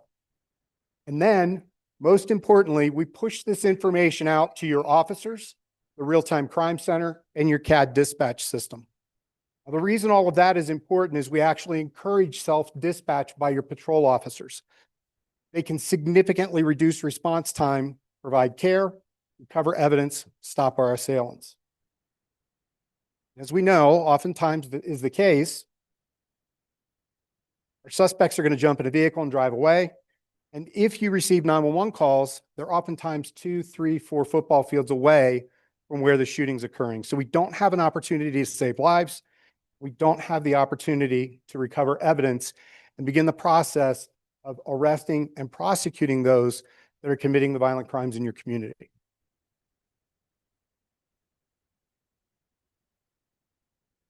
We also then incorporate some of the other technologies that you're investing in, license plate reader technologies, but drones as first responders, that 90-foot perimeter, we can put a drone over that and optimize its flight time, typically a limit of 30 minutes. That's when the batteries run out, candidly. And we can put it directly over a crime scene to assist your officers in responding. And it actually helps to identify, is someone injured? Where are the shell casings? We actually have a really great story out of Pueblo, Colorado, that the drone found the shell casings before the officers even got to the scene. I want to talk about our incident review center and why our system is better and more efficient. Last year, we heard almost 17 million bangs, booms, and pops across all of our customers, from New York City Police Department to the University of Maryland in College Park. Of those bangs, booms, and pops, a little over 10 million were suppressed by the system. We're not going to overwhelm your 911 center or the officers on the street. Another 6 million were dismissed by that secondary review process. We call it the IRC. And what ends up getting published is 200,000 plus unique incidents. Now, why that number looks a little skewed is that some of those incidents are multiple shooters, fully automatic weapons with multiple rounds. Those incidents of those bangs, booms, and pops consolidate and roll up into single incidents. That's about 3% of all the sounds that we hear, from fireworks to cars backfiring to everything else. And we track at about a 96% accuracy rate. Nothing is 100%.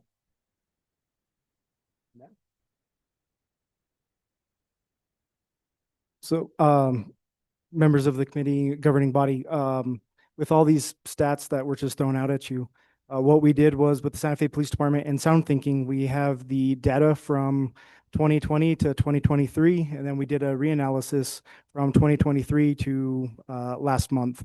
That data has changed, and it has shifted slightly north, as I showed in the previous committees.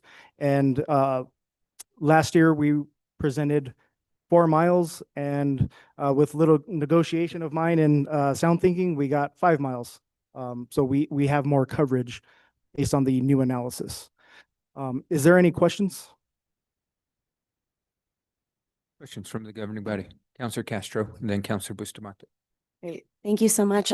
So I did pull this item. I don't want to belabor this conversation. We've had a lot of work in committee, and I think that we understand some of the concerns. In particular, it has to do with resource allocation with false alarms. Do you know approximately how much resources it would cost in terms of manpower, potentially the units, the amount of time that we're spending on false alarms? I think we would need the data. Sorry, the question was for SoundThinking. I apologize. I was looking at him, but I didn't. Yeah, it's one of those things, like I said, we're never going to be 100%. So typically we see 1 to 2% false positive, false negative. That's what we talked about the other evening. I think the other more concerning thing is to move forward and ignore that 80% of the gunfire is going undetected in your community.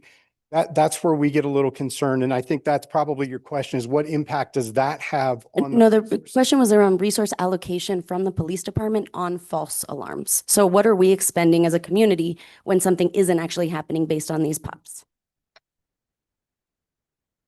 Yeah, I think it's really the fact. Sorry, that- Deputy Chief Valdez, I think might have an answer. Yeah. Mr. Mayor, Councilor Costello, so that is part of the stuff that we have to kind of incur, even with false alarms for business alarms and residential alarms.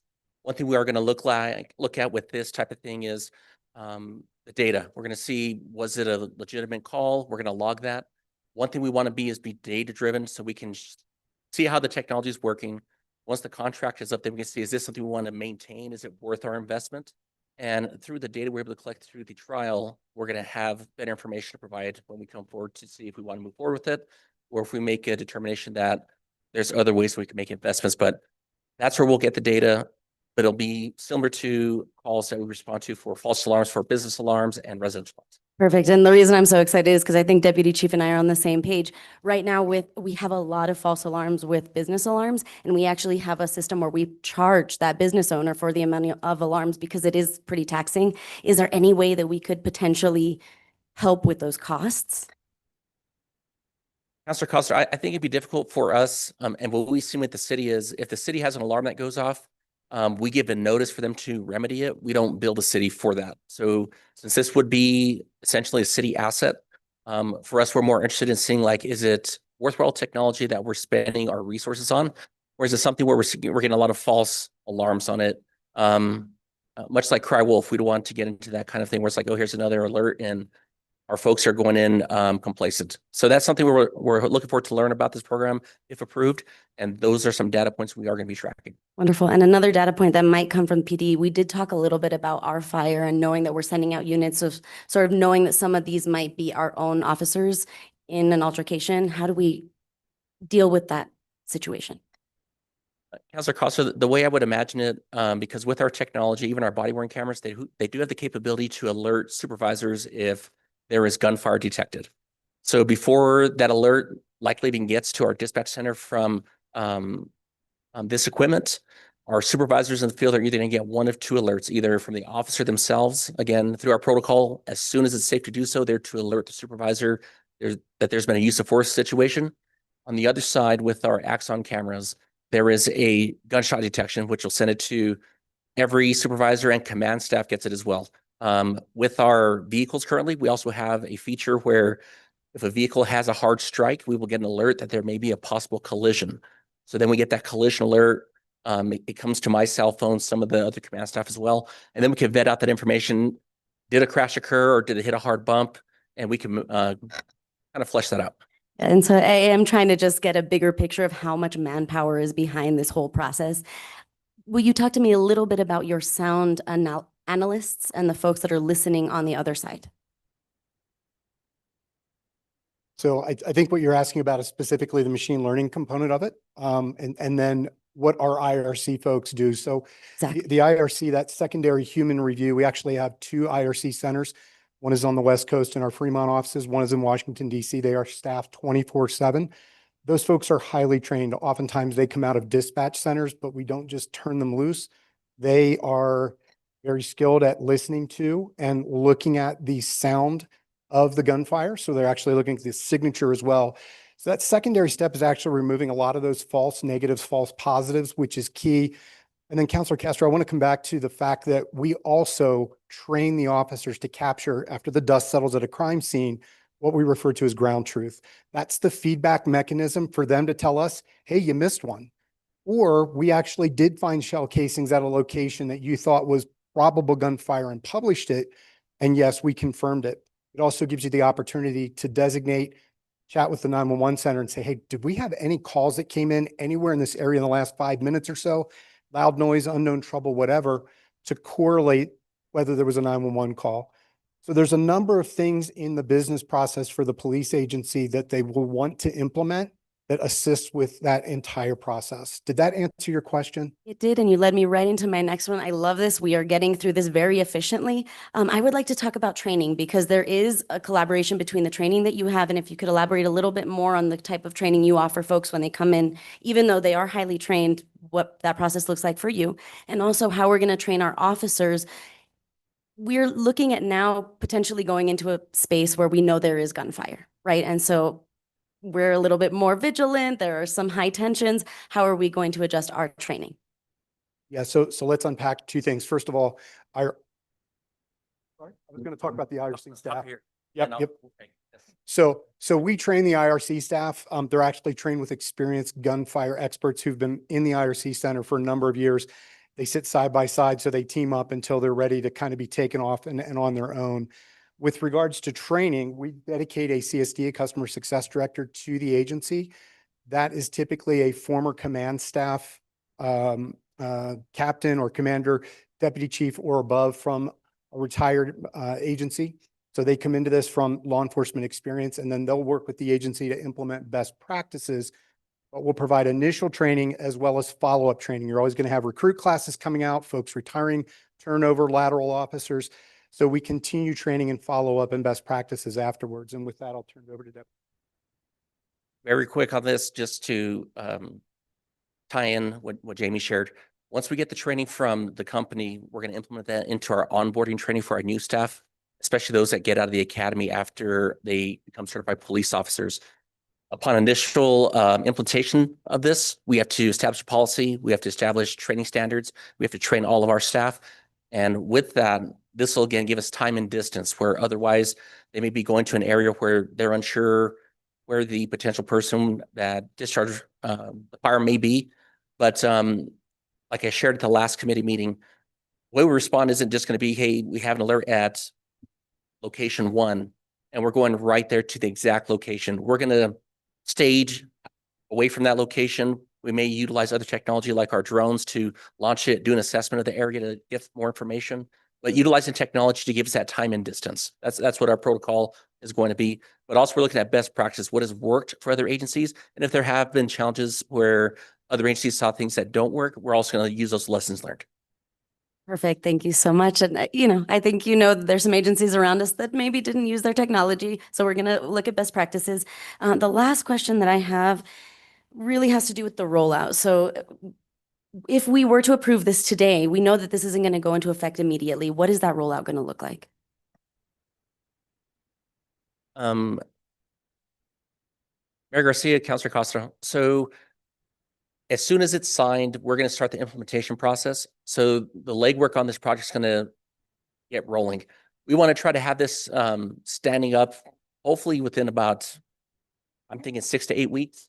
6 to 8 weeks once we start implementation. So once we have the signed agreement, if approved, we're going to get it over to our colleagues over here. We're going to get the ball rolling to do permitting, get everything set up. We're going to start the training policies, and we would like to be live. Again, our window that we're aiming for is within 6 to 8 weeks that we can be utilizing this technology so we can get the best benefit. And policies are already ready to go. We just need to sign up. And the policy is Really- wonderful. I guess my biggest concern is that training, right? And making sure that we get off the ground. So I will cede the floor. I only have about a minute left to my colleagues. If I have any more questions, we'll come back around. But thank you so much for all of your time. All of you, thank you. Councilor Bustamante. Thank you, Mr. Mayor. So I'm not going to rehash what I said earlier, but I do think, so looking forward, basically, again, I've been in IT for 20-something years. I know that the percentages don't always match in the field from the sales report, or from the sales pitch. And so, as the mayor mentioned earlier, our decisions need to be very data-driven. And so when we're looking at that time to renew, if you find this suitable, I think what I would want to say, maybe that'd be a request to the city manager, but the data that shows for us, did that 80% go down of unreported crime? Do we see an increase in reports from, as a result of this technology? To address Councilor Castro's point, what percentage of false positives did we see, and what sort of increased demand on our police resources were there, not just for those false positives, but in general, because that's going to be another budgeting factor, right? If we need more police officers to help respond to these calls we're suddenly getting more of, we need to be able to consider that. And then just another data point would be, did arrest actually increase as a result of this? Excuse me, because, basically what is the effectiveness of this technology? I think we're going to want to know that before we sign up the city for a $350,000 subscription fee, which, in the grand scheme of things isn't much, especially if it saves lives, right? But we need to know this, I think, before we do that. And it may not be a full year, because I know subscription contracts can be varying. You may need to let them know 3 months in advance, 6 months in advance, or whatever. So you may not have that full year of data to go off of. So Mr. Mayor, Councilor Bustamante, all those items, we're going to have benchmarks to say, is it being effective? Is it not being effective for us? And those are things we'll be looking at. I'm going to discuss with our leadership at the PD how we want to share that data, because I think that's also important to share with our community. It may be something that we can consider sharing at public safety in our monthly statistics. I think that'd be good so everyone can kind of see, how's it working. Hopefully a lot of that information can be provided throughout the year process that we have this equipment in place if approved. And the conversation at the end is going to be hopefully pretty easy. Do we continue with this, or do we, sunset it and look at a different solution? Okay, thank you. That's what I was hoping for as well. Thank you, DC. Thank you, Mr. Mayor. Counselor Cassett. Thank you, Mayor. Thank you, everyone, for being here. DC, as long as I have you up there, let's start there. Couple questions. In terms of when we're talking about false alarms, around concerns, about calls for service that maybe would not have otherwise been there. When I'm looking at this map and I'm thinking about requests from my constituency, I'm seeing a strong overlap between the areas that this will be covering and where I frequently get calls for proactive patrols. Am I understanding that? Is my view of this correct? Or, would you say that's pretty accurate? The map's not there. I apologize. I keep pointing to where it was. Mr. Mayor, Councilor Cassett, from what I recall from the map that was showing, the heat map Yes. presentation. The area that will be covered by the technology. Yes, it is consistent. It's going to be consistent with what you're seeing, and also areas that we can be proactive. And our hope is that, again, through proactive patrols, through the use of technology, now that we have increased staffing, that we can start moving the needle for behavior change. So hopefully let people know like that type of stuff is not going to be allowed right now. Let's work on getting this remedied. Maybe that was allowed when we were understaffed, or by the time we arrived, the dust has settled and they're gone. With this technology, with our increased staffing, our hope is that we can start moving the needle in a positive way. Right. And it was never actually allowed. We couldn't quite catch it all the time, correct? We couldn't quite get there all Yes, the time Counselor, as fast. That is something we saw. I know our local paper covered as well, because they were speaking about use of force, and they're like, well, why has there been an increased staff? We're finding people on scene now. Other things like with NM Orca, they're going after repeat offenders that are committing shoplifting offenses, not looking at felonies. So their propensity for violence has increased, and they're all relative to that. So again, with the increased resources, it's been a real blessing for our staff. And we're hoping that our community can soon see the benefits of that. Yeah, I mean, and this is one of the areas that I know it's really challenging, because we both get from the wider community. There is a lot of expressed concern about increased technology, increased policing, and yet at the same time, the amount of feedback I get about how people don't feel safe in the community. And so, I mean, it's a balance that we have to strike. It is challenging. I am very much in favor of this technology, because again, identifying potential gun violence and hopefully preventing future gun violence with these individuals or others in the area. If we start to see, again, it's not going to be as easy to get away with it. Is there some deterrence there? In terms of, quote unquote, like manpower and things that are impacted, there are other work aspects that we have to consider. So crime scene detective work. And if you get to somebody later, what that type of emergency service provision is going to look like. If you are looking for a suspect, as opposed to being able to get on the scene and find said suspect right away, I imagine that would save time. This might be a question for Jamie, but I would imagine that there is a little bit of a balance there, that while there might be a few false alarms, and hopefully people are already in the area anyway, because we do want proactive patrols in this area. But on the backside, there may also be some time savings, some hour savings there, because we have more accurate information. Have you found that to be the case? Counselor, I just want to add one thing real quick. Yeah. It's going to segue into this. One thing that's going to help us is anytime we would get an alert and we find shell casings there. Right now, because we've increased our evidence technician staff, we have evidence technicians assigned to each shift from 6 o'clock until midnight. So now they could go collect those shell casings, they put into NIBIN. Now we have a fingerprint on that gun. And when we find that gun, we can link it to all these crimes and whoever's in possession of it. So that will be, again, on the back end, time savings, and helps out with reducing that. Wonderful. I just want to add to what DC Valdez said. So another program that I looked at, which is free to us by the ATF, is called the NEST program. What it is it's an enforcement crime analysis system that we can use on our side of the PD. That way we can tie all these cases together. Unfortunately, last year we didn't have this software, and there was 15 cases out of the city of Santa Fe that were tied to Albuquerque.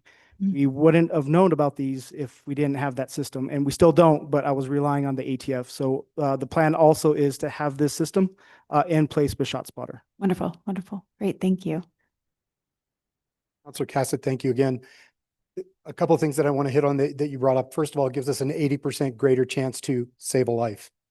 I don't know that we can put a value on a life. There are some studies out there that cost for shooting victim is in the neighborhood of $2.5 million plus. That's everything from prosecution, hospital care, trauma care, and so on.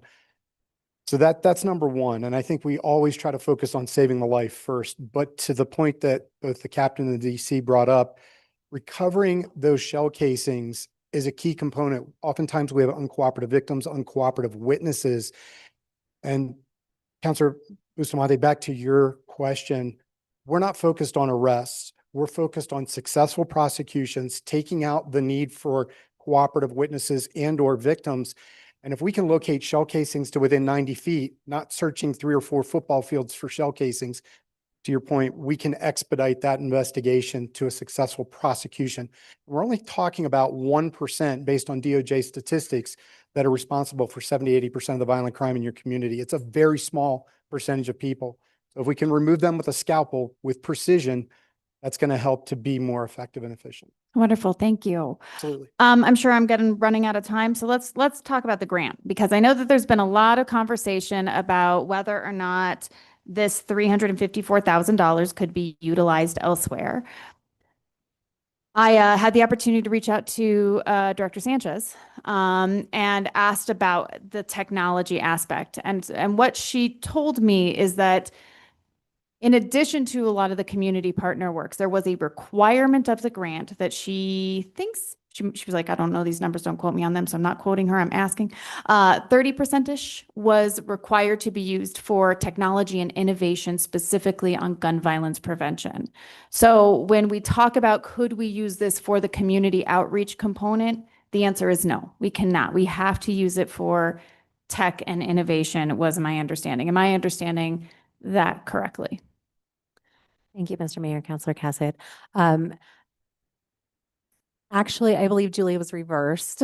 Okay. So a percentage. Just for, full transparency. So the program requirements as listed in the notice of funding, I actually have in front of me. Okay. The program's requirements were a violence intervention program shall use an evidence or research-based public health approach to reduce gun violence and aggravated assaults, use focused deterrence, which ShotSpotter is, problem-oriented policing, and proven law enforcement strategies to reduce gun violence and aggravated assaults, target populations that are high risk for victimization or retaliation that results from gun violence or aggravated assault through engaging in cycles of violence in the community, use data-driven methods for program development, and use program funding in a manner that is directly related to the reduction of gun violence and aggravated assaults.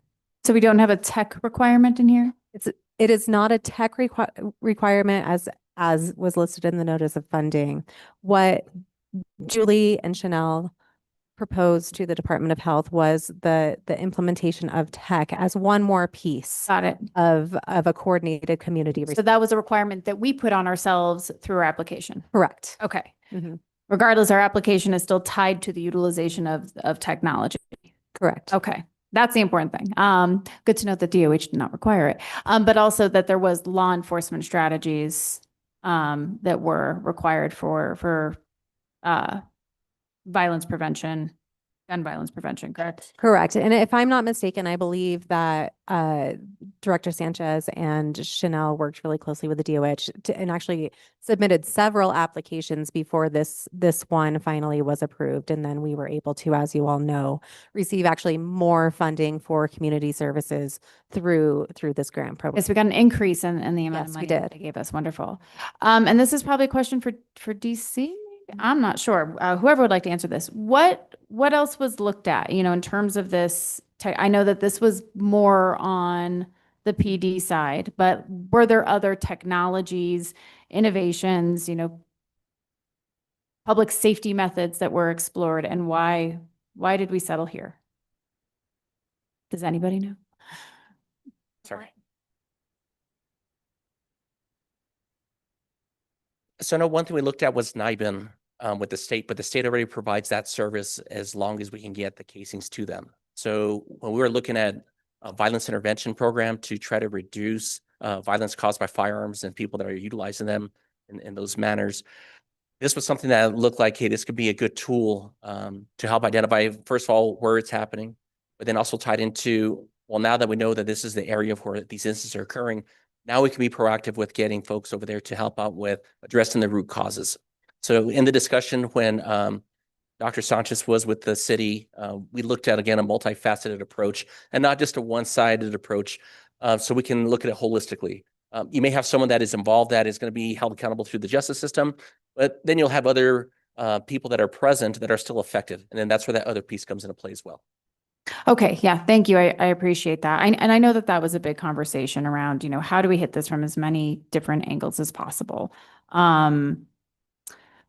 Again, I don't really have any more to add. I am in support of this for a variety of reasons. I think identifying, how much is actually occurring in the community, the fact that people are likely to report it. And, as I've mentioned, in my district alone, we have seen, homicides with guns being utilized for those, and that those had been individuals, that there had been previous violent offenses. And if we can,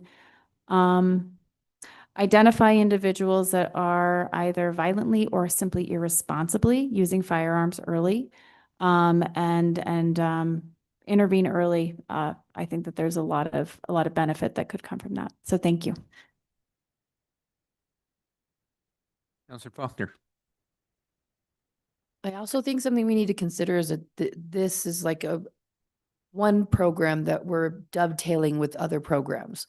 Like I think I recall that the police department has a pretty robust drone program, and that this program can be dovetailed with that program. You get the drone out there faster than you can get officers out there. And so by the time the officers get out there, the shell casings have been identified. The drones possibly could follow a suspect where officers could not at the time. So it may actually save us time by cutting out a lot of guesswork, right? Mr. Mayor, Councilor Faulkner, thank you for that, because again, that is a evolution of our drone program that we want to see. And there will be an invitation going out after the meeting for our city leadership to see it firsthand. We are going to be doing a test and evaluation of a drone as a first responder next week here in Santa Fe. Our drone pilots are going to be running missions on actual calls for service in the field. And we just want to share what it would look like here in Santa Fe if we had that asset. Much like Councilor Faulkner shared, she's been able to attend some of the demonstrations. I think there's others on the dais that have also attended as well, to kind of see the benefit of what this can help us do with leveraging technology and creating safer outcomes. And I make no qualms about this. I am a huge fan of drones for the fire department and the police department. The demonstrations that I have seen, I think we actually had like a real life experience with the fire department with a hiker. And I would prefer, when it's appropriate, for drones to handle some of the dangerous work so that our guys and gals in the first responder sector are not putting themselves in unnecessary harm. And also the drones can get to locations much faster than the police or fire could with vehicles. And that gives, like, police and fire, the drone gets there first, can send the scene to the responding officers or firefighters. And by the time you guys get there, you know the scene, you know where things are. I'm going to really push these two programs. Thank you.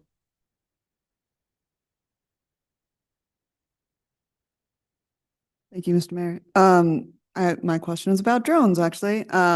In the presentation at the beginning, there was a slide with drones from the company. We are not getting that service, correct?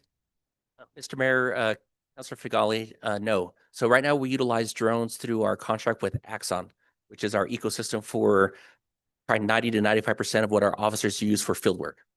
For this contract, it'll just be for the acoustic devices that would detect gunshots, and then the software and background support to help out with that. And LPRs are not included on the contract with this company. What is an LPR? License plate reader. Thank you. Counselor? So it's a legal permanent resident. Acronyms, sorry. Any other comments or questions from governing body? I do have a quick Sure, sure. clarifying Counselor. question. Thank you so much. We're talking about funding and the actual language is technology and innovation. Can I get a list of the services that Sound Thinking provides one more time? Alfred Lewis. Sound Thinking, you don't just get the technology. We own the responsibility of all aspects of the infrastructure. You'll also get a dedicated customer success director. You'll get training. There's a data specialist assigned to Santa Fe. There's also a litigation support and forensic services. I'm sorry. I apologize, Mr. Lewis. So in addition to ShotSpotter, what other services does your company provide in terms of technology? Okay, Sound Thinking, the services that we provide, we have an AI-assisted weapons detection system. That's our SafePoint. We have Plate Ranger, which is our automated license plate recognition system. We have BirdStop, which is our DFR, our drone as first responder program. We also have Case Builder, which is a case management solution. We have Resource Router, which is an aggregation of data for patrol management solution. And there's an offshoot of that. It's Resource Router Community, which is used for community-based organizations to document their purpose and presence and give them guidance on where to be. We also have our, what am I missing, Jamie? Crime Tracer, which is what we consider AI for cops. Thank you. Thank you, Mr. Lewis. And we've had a substantial conversation. I think it's clear that I don't feel that these funds should be going towards this equipment in particular, mostly because of the funding source being youth violence prevention. There is a menu of items that we could have potentially chosen to seek out. We are, as a governing body today, deciding that we want ShotSpotter in our community if we vote yes on this, and I cede the floor. Any other comments or questions from governing body members? Hearing and seeing none, Madam City Clerk, can we get a roll call vote, please? Yes, Mayor. Counselor Bustamante? Yes. Counselor Cassett? Yes. Counselor Castro? No. Counselor Faulkner? Counselor Fagali? Yes. Counselor Garcia? Yes. Counselor Barrett? Yes. Motion passed. Thank you, Madam City Clerk. It's 7 o'clock hour. Counselor Faulkner. I'd like to make a motion that we amend the agenda and go to item 17, followed by item 29, A, B, and C. Second. So we've got a motion to amend the agenda. Any discussion? Hearing or seeing none, Madam City Clerk, can we get a roll call vote, please? Counselor Cassett? Yes. Counselor Castro? Yes. Counselor Chavez? I'm sorry. Counselor Faulkner? Yes. Counselor Fagali? Yes. Counselor Garcia? Yes. Counselor Barrett? Yes. Counselor Bustamante? Yes. Motion passed. Thank you, Madam City Clerk. Next item on the agenda, please. We are moving to petitions from the floor. Hey, this is the opportunity for members from the public to provide 2-minute commentary. Anybody in the council chambers who would like to address the committee? Not seeing anybody in the chambers. Is there anybody up? Good. Please step up to the podium, sir.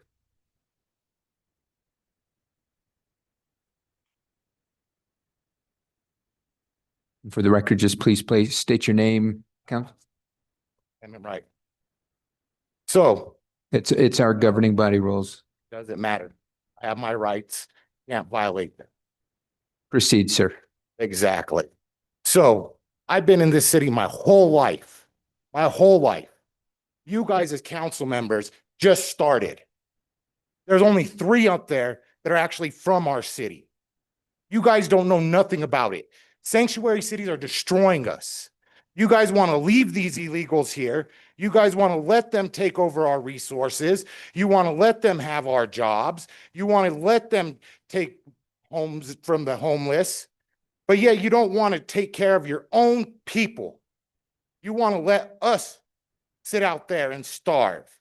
You want us not to be able to make a living because we can't compete with their wages of $15 an hour, even though you guys have a city minimum wage because they're illegal. They don't pay taxes.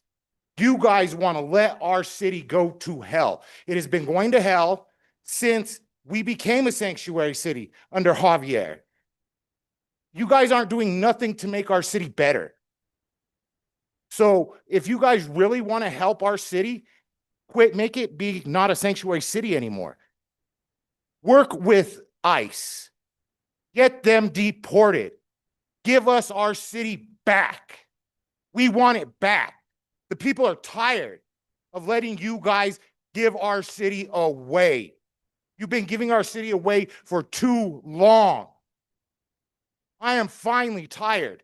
After what I saw on the last meeting where you guys praised students walking out of school protesting, no, if they want to protest, protest on their own time, not during school hours, not during a sanctioned school event, because those aren't sanctioned. 2, you guys don't give a shit about your constituents. I've been to City Hall so many times, and I can't even get in to have a meeting with the city manager, with the mayor. You're the new mayor, so I'll give you a fair chance. But when Weber was here, he was a joke. So let me tell you this, until we actually see stuff happening and you guys start working with federal agents and getting these illegals out of here, I will be here every day. I will be here every meeting. I will speak out every time because you guys don't care for us. Madam City Clerk, do we have a timer?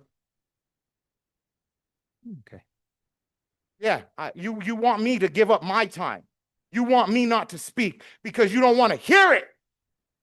You want to give our city away. Stop it! It's ours! Okay, your time is up, sir. Thank you, Thank you, sir. Anybody else in the chambers would like to address the council governing body? Madam City Clerk, is there anybody online? If the attendees in the Zoom room would like to speak, please raise your hand now.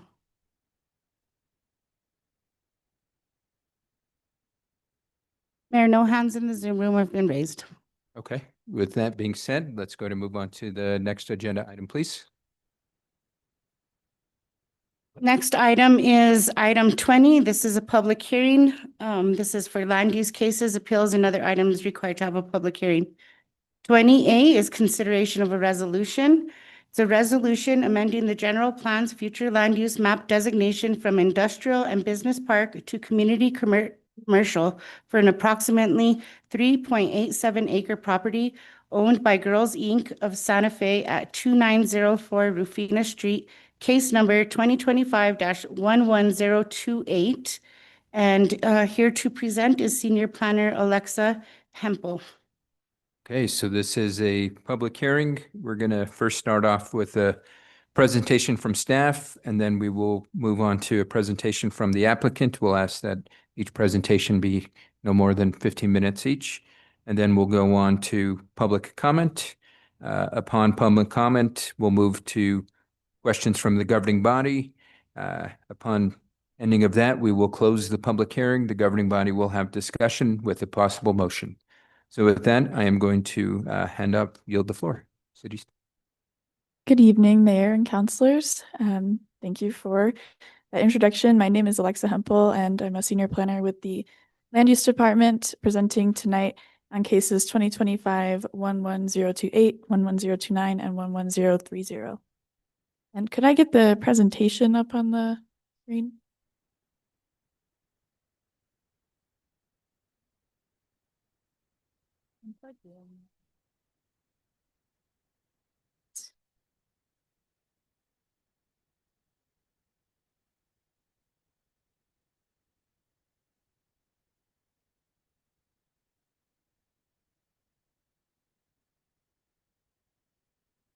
Excuse me, Mayor, there are three cases. Would you like me to read all three of the captions? So Mr. 20 City B. Attorney, Mr. City Attorney, we can do all three at once, right? Okay. Yes, please. proceed. 20B is consideration of bill number 2025-27 and adoption of an ordinance. This is a bill rezoning approximately 3.87 acre tract of land located at 2904 Rufina Street from I-1 Light Industrial and I-2 General Industrial to C-2 General Commercial. Case number 2025-11029. And then finally, 20C is consideration of a resolution. This is a resolution adopting a master plan for the two tracts of land located at 2904 Rufina Street, lots 3 and 2A 2-2 within the city of Santa Fe, comprising of an area of approximately 4.27 acres. Case number 2025-11030.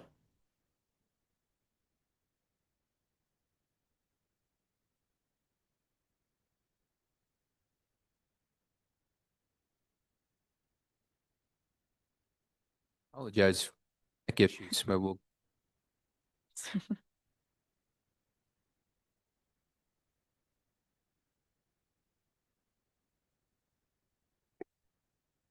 Test. I think it's working. No? Okay.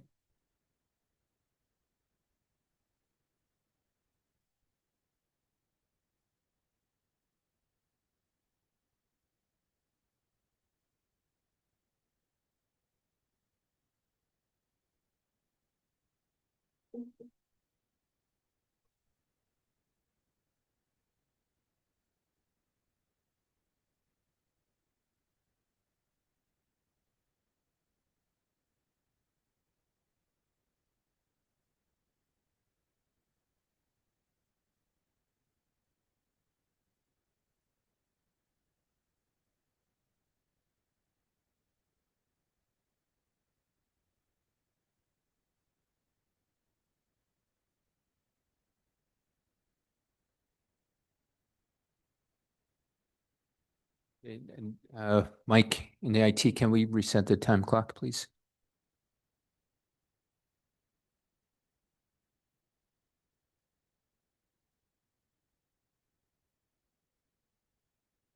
Okay, here you go, Alexa. The floor is yours. Sorry, I'm just trying to sort out.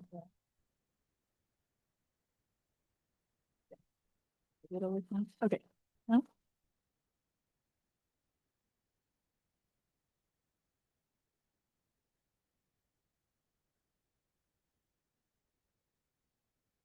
Sorry. Just can't move slides. Did I have Mike back?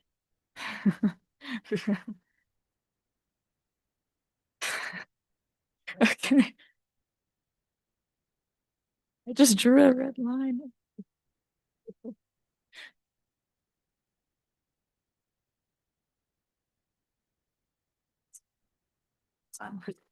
No, every time it hits, it knocks. Yeah, so try not to touch it.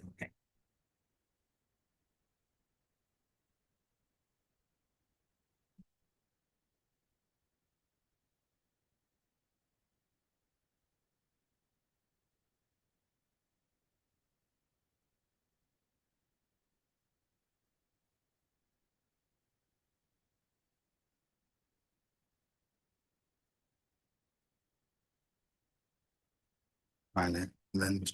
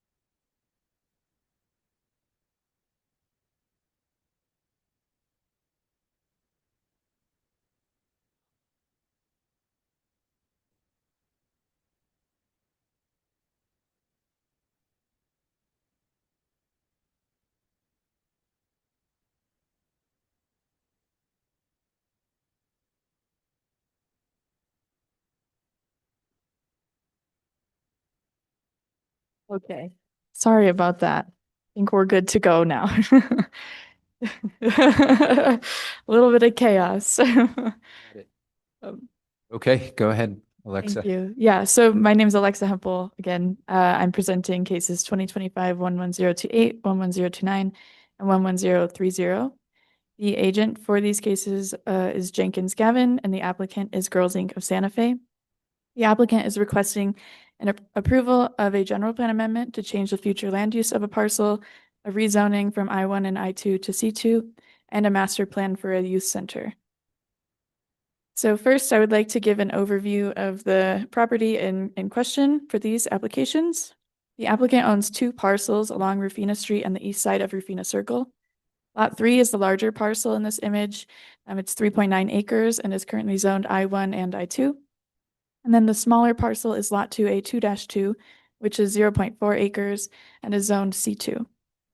The proposed project is to build a new Girls Inc. Youth Center to support a larger volume of students and services. And in order to construct a youth center on these parcels, a general plan amendment and a rezoning are required in addition to the master plan. Just for some context, the property in this image is approximated with the yellow star, and you can see it. Its proximity to some of the roads nearby. Next, here are some photos of the existing conditions of the site. It was previously used as a greenhouse or as a plant nursery, so some of the greenhouses are left on the property in the southeast corner. The applicant is proposing to construct the main part of the youth center facility where these greenhouses currently are, and the rest of the site will remain mostly forested as open space for the facility. The uses adjacent to the west of the property are mixed office buildings, which is shown in the top image. And then to the north of the building is a bottling warehouse shown in the bottom image. To the east of the property are a brewery and a variety of appliance repair and welding shops. And south of the property are hotels along Cerrillos Road and an auto repair shop along Rufina Circle. So with that background, I'll now jump into the specific applications. We're going to start with the rezoning application. So as mentioned earlier, the current zoning of Lot 3, which is about 3.9 acres, is a combination of I-1 and I-2, which you can see in the image. The I-1 is light industrial and I-2 is general industrial. The current zoning of Lot 2A2-2 is general commercial C2, which is in red on the slide. The C2 zoning allows for youth center uses, while I-1 and I-2 zoning do not. The applicant is therefore requesting to rezone Lot 3 to C2, which will create uniformity between the 2 parcels and allow the master plan for a youth center to move forward. The general plan designates this area as an infill area where redevelopment is encouraged to make efficient use of existing infrastructure and encourage higher densities of residential and commercial development. But in order to rezone Lot 3, they first have to do a general plan amendment because the proposed zoning does not line up with the future land use designation of the parcel. So this is the future land use map. You can see Lot 3 is in gray and purple, which is a combination of industrial and business park for the future land use. The Lot 2A2-2 also falls within those same future land use categories, but a general plan amendment is not required because the current zoning of C2 allows the youth center use. And mismatches like this between the zoning map and the future land use map are intended to be cleaned up as part of the general plan update process. So to help with some visualizing, I did a very rough drawing of what the maps would look like if these applications were to be approved. The figure on the left shows the new future land use after the general plan amendment, with red depicting community commercial and the gray being industrial, purple being business park. And the figure on the right shows what the zoning would look like with the rezoning. So you can see both parcels would be C2 shown in red. Now moving on to the third request for this project, they have the master plan. For the master plan, the applicant is proposing a roughly 55,000 square foot main building with 2 to 3 stories along the southeast of the property. That includes classrooms, gathering spaces, a gymnasium, and administrative offices. Additionally, a 2-story caretakers residence and a 1-story teen entrepreneurship center are proposed. The rest of the site, which is about 2.7 acres, would be retained as open space, housing connected forested pathways, a chicken coop, greenhouse, and play areas. This project meets all the C2 dimensional standards for height, lot coverage, open space, and setbacks as set forth in the previous land development code that this project applied under. This site will be mainly accessed off of Rufina Circle through 2 entrances. And then there's going to be a 3rd entrance off of Rufina Street for the caretakers residence. There will also be a dedicated pickup and drop-off area on site. And the applicant is working with a safety consultant and is proposing a mix of fences, retaining walls, and block walls along the perimeter of the property for the safety of the students, as well as some fences within the property to separate spaces. As far as parking, Chapter 14 of the City Code does not define parking requirements for youth centers. The applicant has estimated a parking demand of 68 spaces, but will be required to submit a parking demand study at the time of development plan for this site. The applicant also completed a traffic impact analysis for the proposed use and found that street improvements will be necessary along Rufina Circle, Rufina Street, and Calle del Cielo to mitigate traffic impacts from the site and maintain acceptable levels of service. The recommended improvements include the installation of turn lanes, bike lanes, restriping, and median modifications, and will not have any city financial participation.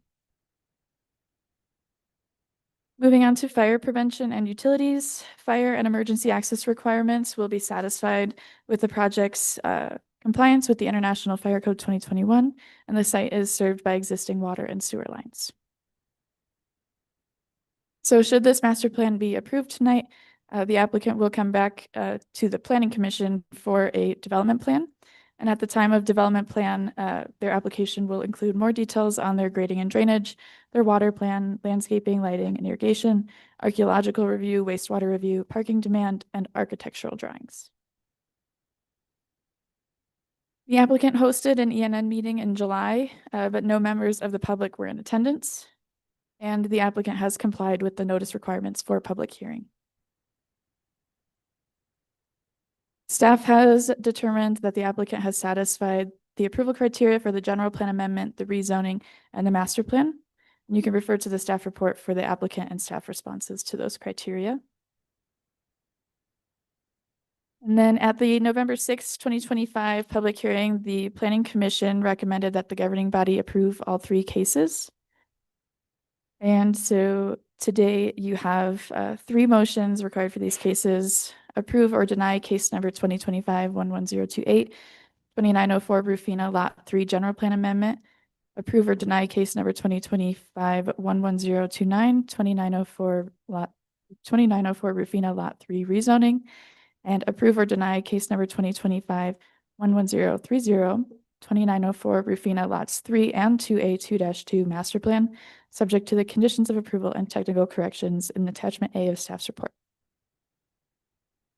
Thank you. Thank you, Alexa. Now on to the applicant's presentation.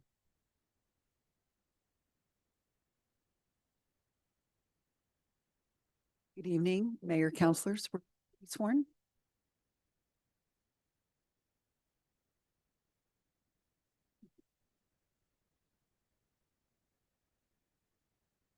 All right, if you'll please state your name. Jennifer Jenkins. Do you solemnly declare, all 3 of you? Yes. Kim Brown. Raise your right hand, please. Alexander Dezurek. All right. Do you solemnly declare and affirm that the testimony you have in reference to this item shall be the truth and nothing but the truth, and do this under the penalties of perjury? Thank you.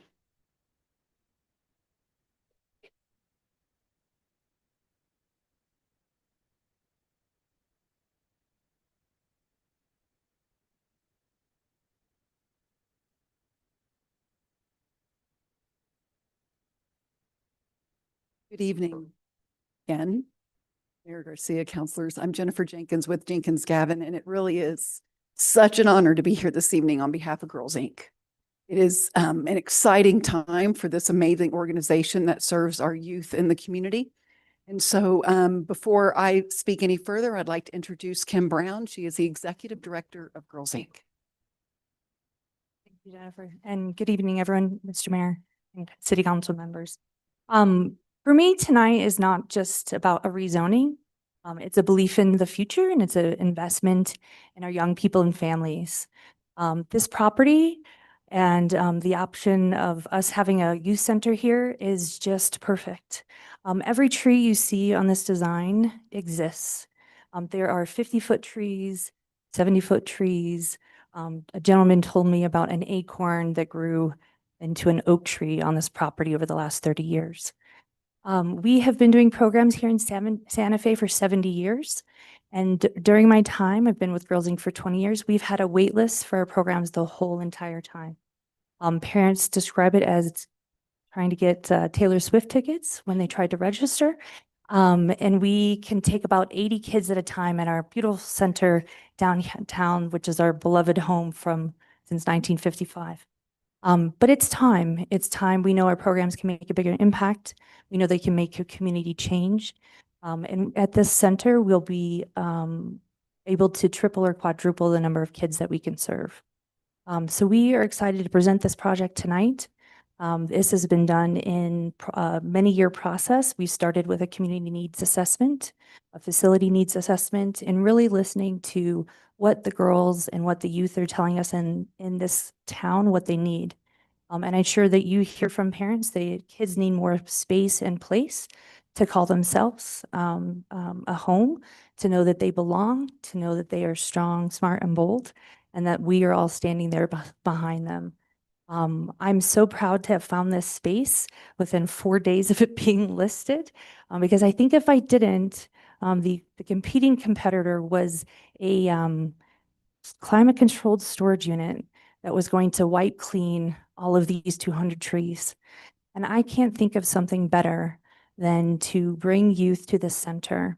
I was talking to my partner in crime, Madonna Hernandez, who runs our programs and has to face these families that she turns away now, about the center. And we have dreamed of a new place for many decades. But we've always thought about that as a building, a parking lot, and maybe some weeds and trees and maybe a playground. And when I brought her here, when we're trying to figure out if this was going to work for us, she said, Kim, this changes everything. This is the place for families. This is the place for youth. This is the place that they can come, they can be themselves, they can run and play and just enjoy nature. And in today's age of technology and the pulls and strains, our youth need a space that they can just come and be. I remember when I grew up, and many of you probably grew up running the streets, riding our bikes, playing in the forest, and that same kind of safety is not available to youth in this day. And so we really see this as a space open to families, open to youth, and open much more expanding than our programs are even of today. So to me, it's an investment in our future. It's an investment in all these young people, and an investment in Santa Fe. So I really appreciate you considering this project. I couldn't think of a better location. It's within 12 minutes of every public school. And we are just so thrilled to work with the community to bring this to life. So I'm going to bring it back to Jennifer and we're going to answer questions and go from there. Thank you. And so first, I do want to thank the governing body for moving us a little earlier in the agenda this evening. You can see we have some kids here that need to go home and do homework and go to bed. So we greatly appreciate that consideration. And given that you do have quite a few items ahead of you, I'm going to stand for questions. And if there is anything that you want to hear more about, I have a very thorough presentation at my fingertips that I would be happy to respond to any particular questions. But at this point, Ms. Hempel did a very thorough review of the nature of the application. So I don't think I have anything more to add. And so I will leave it there and really appreciate your time and attention. Okay, thank you. We'll go ahead and move to public comment portion of the public hearing. Anybody would like to provide any public comment, please step up to the podium.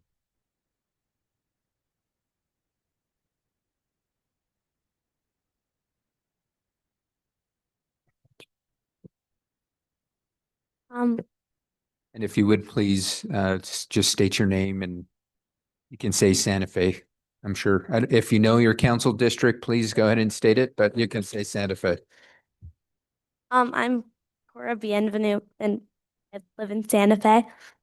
Do you solemnly declare and affirm that the testimony you have in reference to this item shall be the truth and nothing but the truth, and do this under the penalties of perjury? Yes. Thank you. Good evening, Mayor and councilors. My name is Cora Bienvenu. I'm 11 years old and I attend Wood Gormley Elementary School. I've been going to Girls Inc. after school and summer camp for 4 years. I love Girls Inc. for so many reasons, but mostly because of like what they teach us. They teach us important skills like STEM. They teach us about STEM. Like right now, my group is doing a unit on the ocean, and we're learning about like coral reefs and species that live underwater.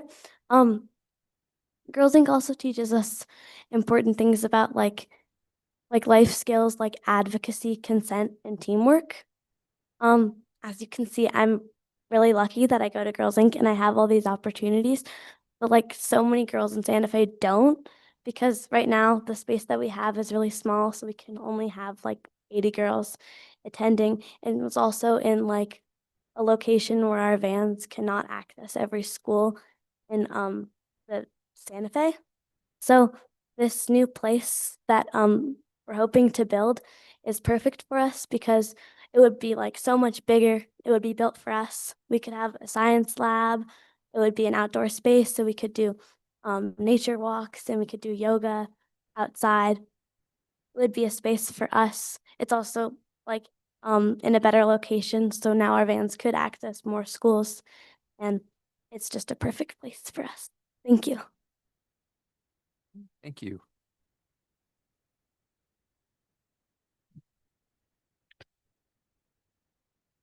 Would you please raise your right hand and state your name? My name is, oh, sorry. My name is Evelyn Villegas.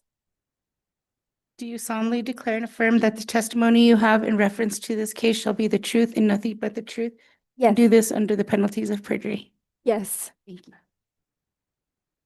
Do I start? Sorry. Hello, good evening. My name is Evelyn Villegas, and I am a 10th grader at Capitol High School. To me, Girls Inc. means more than just a program. It is a safe space where girls are encouraged to be strong, smart, and bold. I have built my confidence and gained leadership skills, as well as seeing my potential. I believe that it is important for Girls Inc. to expand, to provide access to more girls in the community and create a space of growth and mentorship. In my opinion, well, also my personal experience, the first time I went to the Girls Inc. location, I got lost because it is so difficult to find it, and it is not such a big space. I believe having a bigger space will really benefit the community and more girls and the youth. In my advisory, we have spoken about needing more teen places to feel accepted and learn about leadership as well as improving ourselves. The location, they want to include a outdoor space and have outdoor areas. I really think that this is very beneficial and this is very exciting to me just because it is such a great opportunity and the youth would really benefit from it, including me. Thank you. Thank you.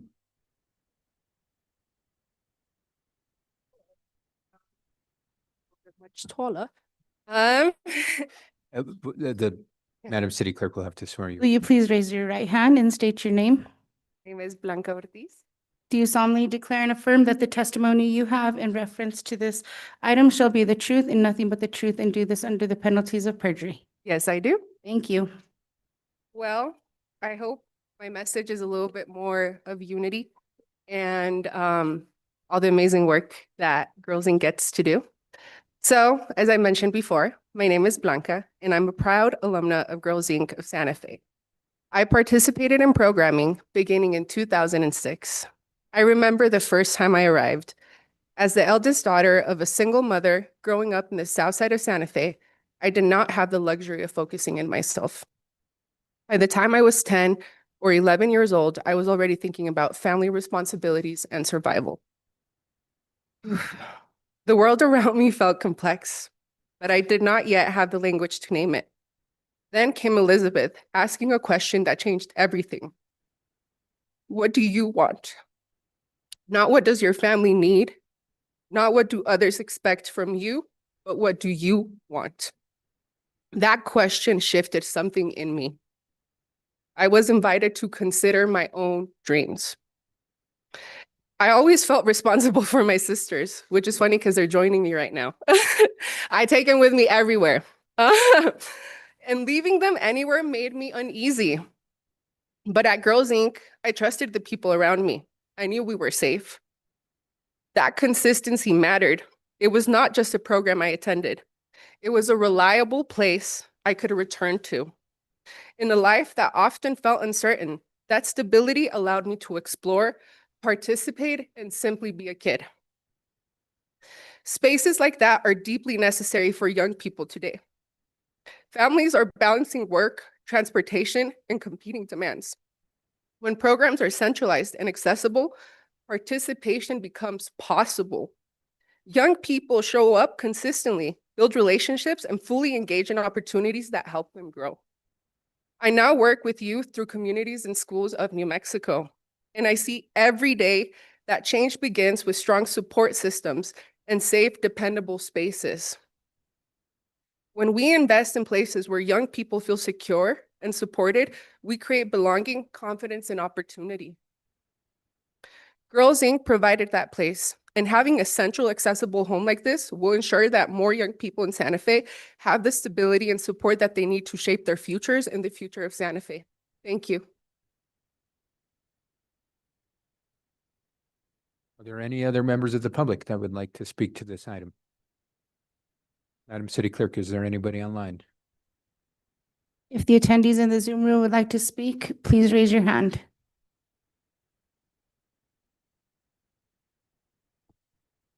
Mayor, no hands are raised. Okay.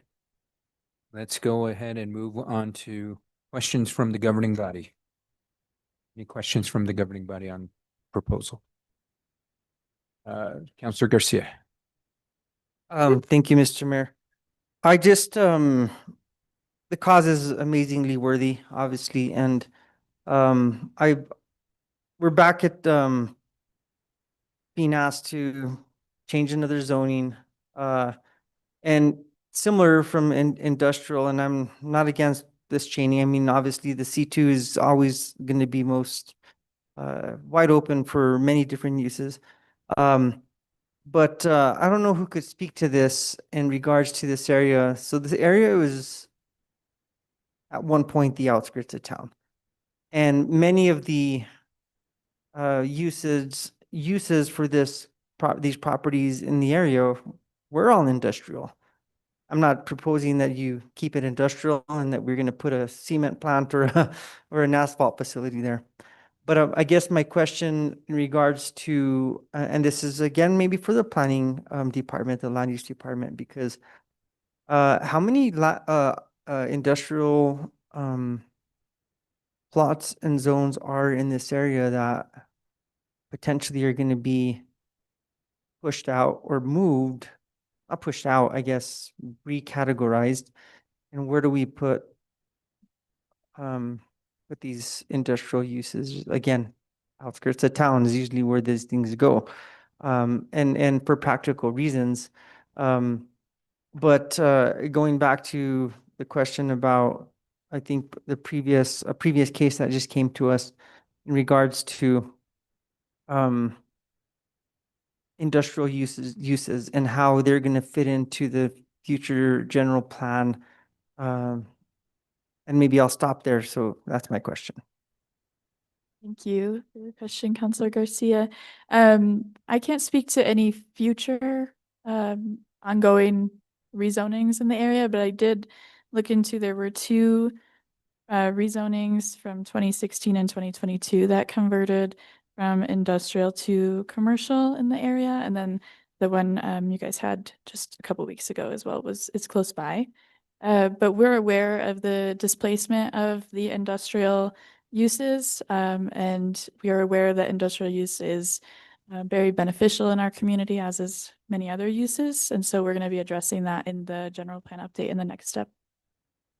Thank you. And, back again, how we go about these proceedings in regards to, and I've used this before, piecemealing our code, our parcels that are again, what makes the most sense for the area. This absolutely is the presentation of the development plan or the proposed development plan, and everything seems to fit. And if you expand the map a little bit, maybe this, Ms. Jenkins, do you have an aerial map of the zoning in that area? Just take a look at that.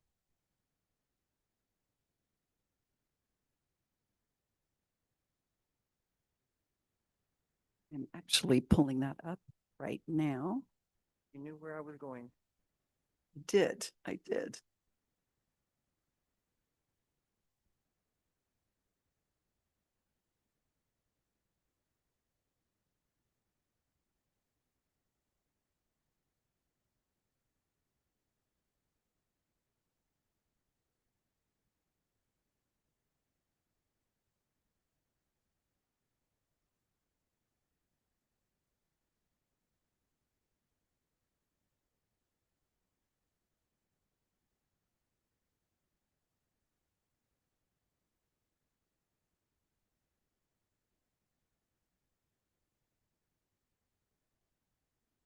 Mayor Garcia, Councilor Garcia, and councilors. So this is, I've zoomed out quite a bit because I had a zoning map in my presentation, but it was a little too zoomed in. So subject parcels are right here, right on the corner of Rufina and Rufina Circle. So everything you see in gray is I-2 zoning. That is our most intensive zoning district in the city. And everything in that light purple is I-1. So as you can see, and then we kind of back right up to that C2 corridor along Cerrillos Road. So we're sort of in that transitional space between the industrial areas and the more general commercial areas. And I can zoom out a little more.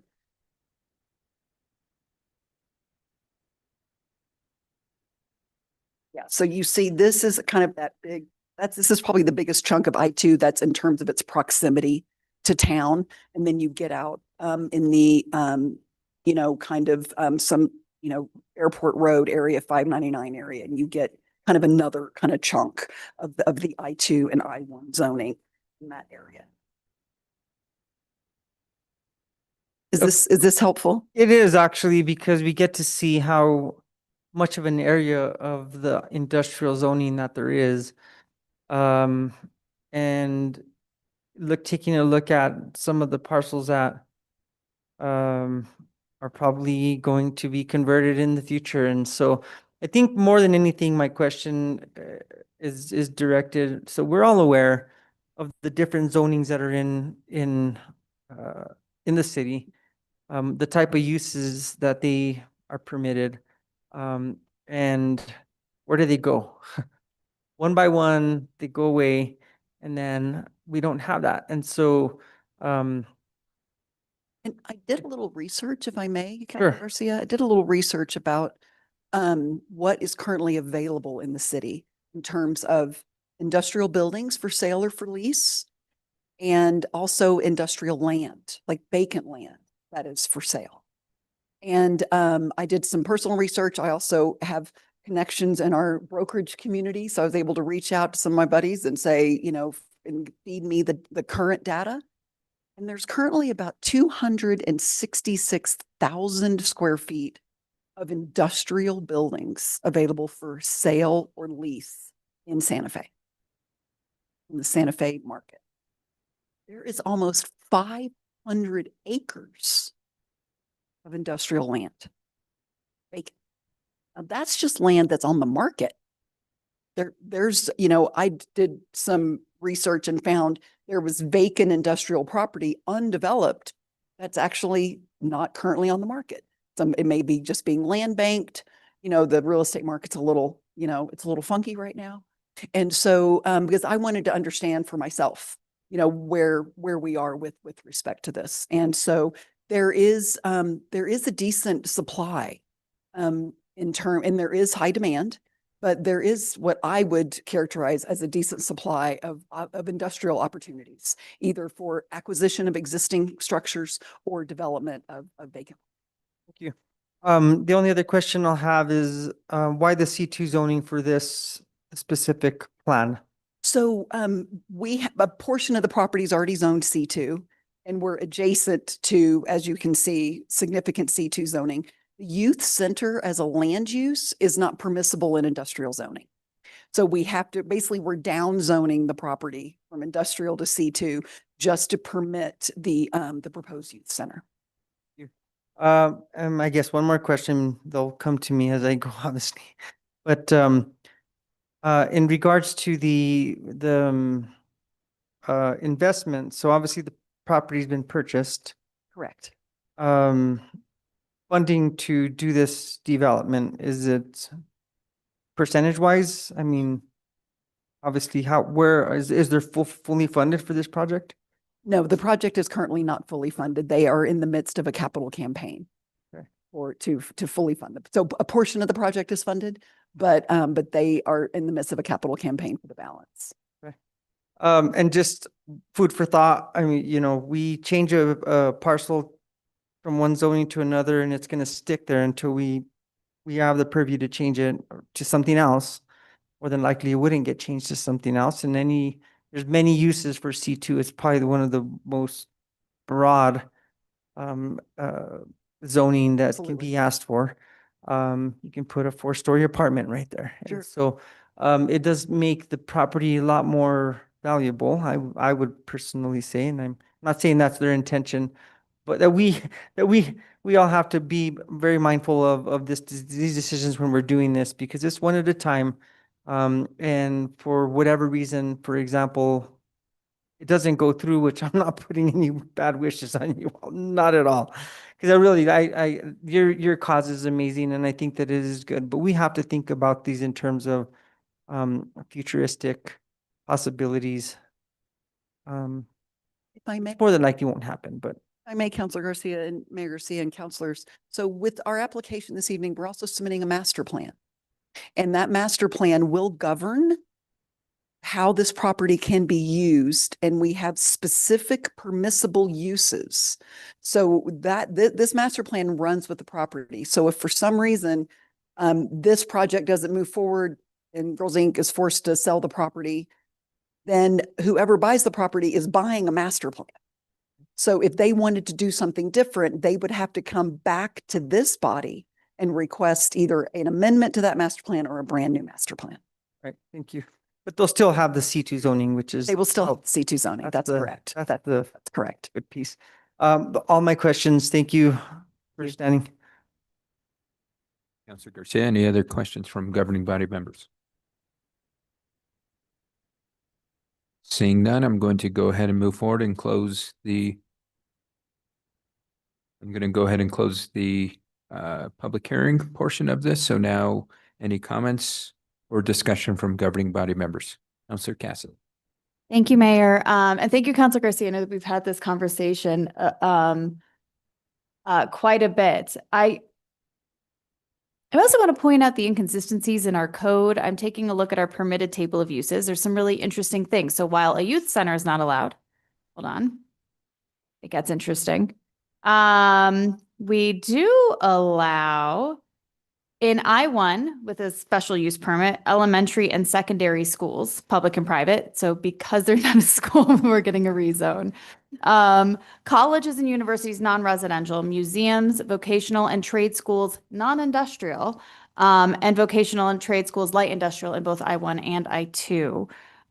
Religious, educational, and charitable institutions, which does not include schools or assembly uses. Human services establishments are allowed. Public parks, playgrounds, and play fields are allowed in both I-1 and I-2. So it is actually really interesting, and it's not a question. I understand the code is very specific on things, but when we look at our logic in our code around what we allow in industrial and not industrial, you could make an argument that they would not have to rezone if we said, hey, this is an educational, or if you were a religious educational institution, apparently you would have been just fine. So that's one of the reasons why, because I also, you know, I have some heartache around, or heartburn rather, not ache, around our challenges with balancing out industrial uses. But I think it does speak to larger inconsistencies within our code that we really need to think about. And as you know, I will never miss an opportunity to discuss that, because I think it's something that's a really big problem across the board. Nonprofit theaters are allowed, exercise spas or gym facilities are allowed in I-1 and I-2. Commercial recreational uses and structures like theaters, bowling alleys, pool rooms, driving ranges, et cetera. So when we actually take a look at this, I think that we're really going to need very specific around what are permissive, like what do we want industrial to be used for and what do we not? Because right now this feels very inconsistent, which is part of why I don't have as much heartburn of making some of these changes these days, but just food for thought for the governing body and our land use staff and the community as we move forward with some larger changes. So thank you, Mayor. Thank you, Counselor. Any other discussion, comments from governing body members? And if not, I'm just looking out at all these beautiful Girls Inc. Faces in the audience, and I work in the public schools, and everywhere I've worked, Girls Inc. has been there, you know, providing transportation, picking up girls. My school I'm at right now, they come to our school. So they provide all kinds of programming in our community. And this plan is so exciting, and I'm so thankful you're here. And for our youth that came up and spoke, thank you for being brave and speaking out. And yeah, it was amazing. So thank you so much. thank you, Counselor Barrett. Any other discussion from the governing body? If not, what's the will of the body? I'd like to make a motion to approve case number 2025-11028, amending the general plan's future land use map designation from industrial and business park to community commercial. Second. So we've got a motion and a second. Any discussion on the motion? Hearing or seeing none, Madam City Clerk, can we get a roll call vote, please? Yes, Mayor. Counselor Castro? Counselor Faulkner? Yes. Counselor Fagali? Yes. Counselor Garcia? Yes. Counselor Barrett? Yes. Counselor Bustamante? Yes. Counselor Cassett? Yes. Motion passed.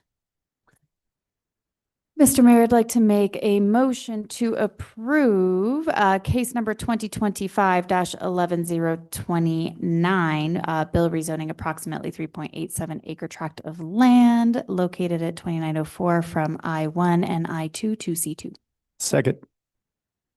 Okay, we got a motion and a second. Any discussion on the motion? Hearing or seeing none, Madam City Clerk, can we get a roll call vote, please? Counselor Faulkner? Yes. Counselor Fagali? Yes. Counselor Garcia? Yes. Counselor Barrett? Yes. Counselor Bustamante? Yes. Counselor Cassett? Yes. Counselor Castro? Yes. Motion passed. Okay, thank you. And Mr. Mayor, I'd like to make a motion to approve case number 2025-11030, adopting a master plan for the 2 tracts of land located 2904 Rufina. And that's probably good enough. Second. Okay, we got a motion and a second. Any discussion on the motion? Golly. Subject to the conditions of approval and technical corrections outlined in attachment A of the staff report. Friendly amendment, yes. Okay.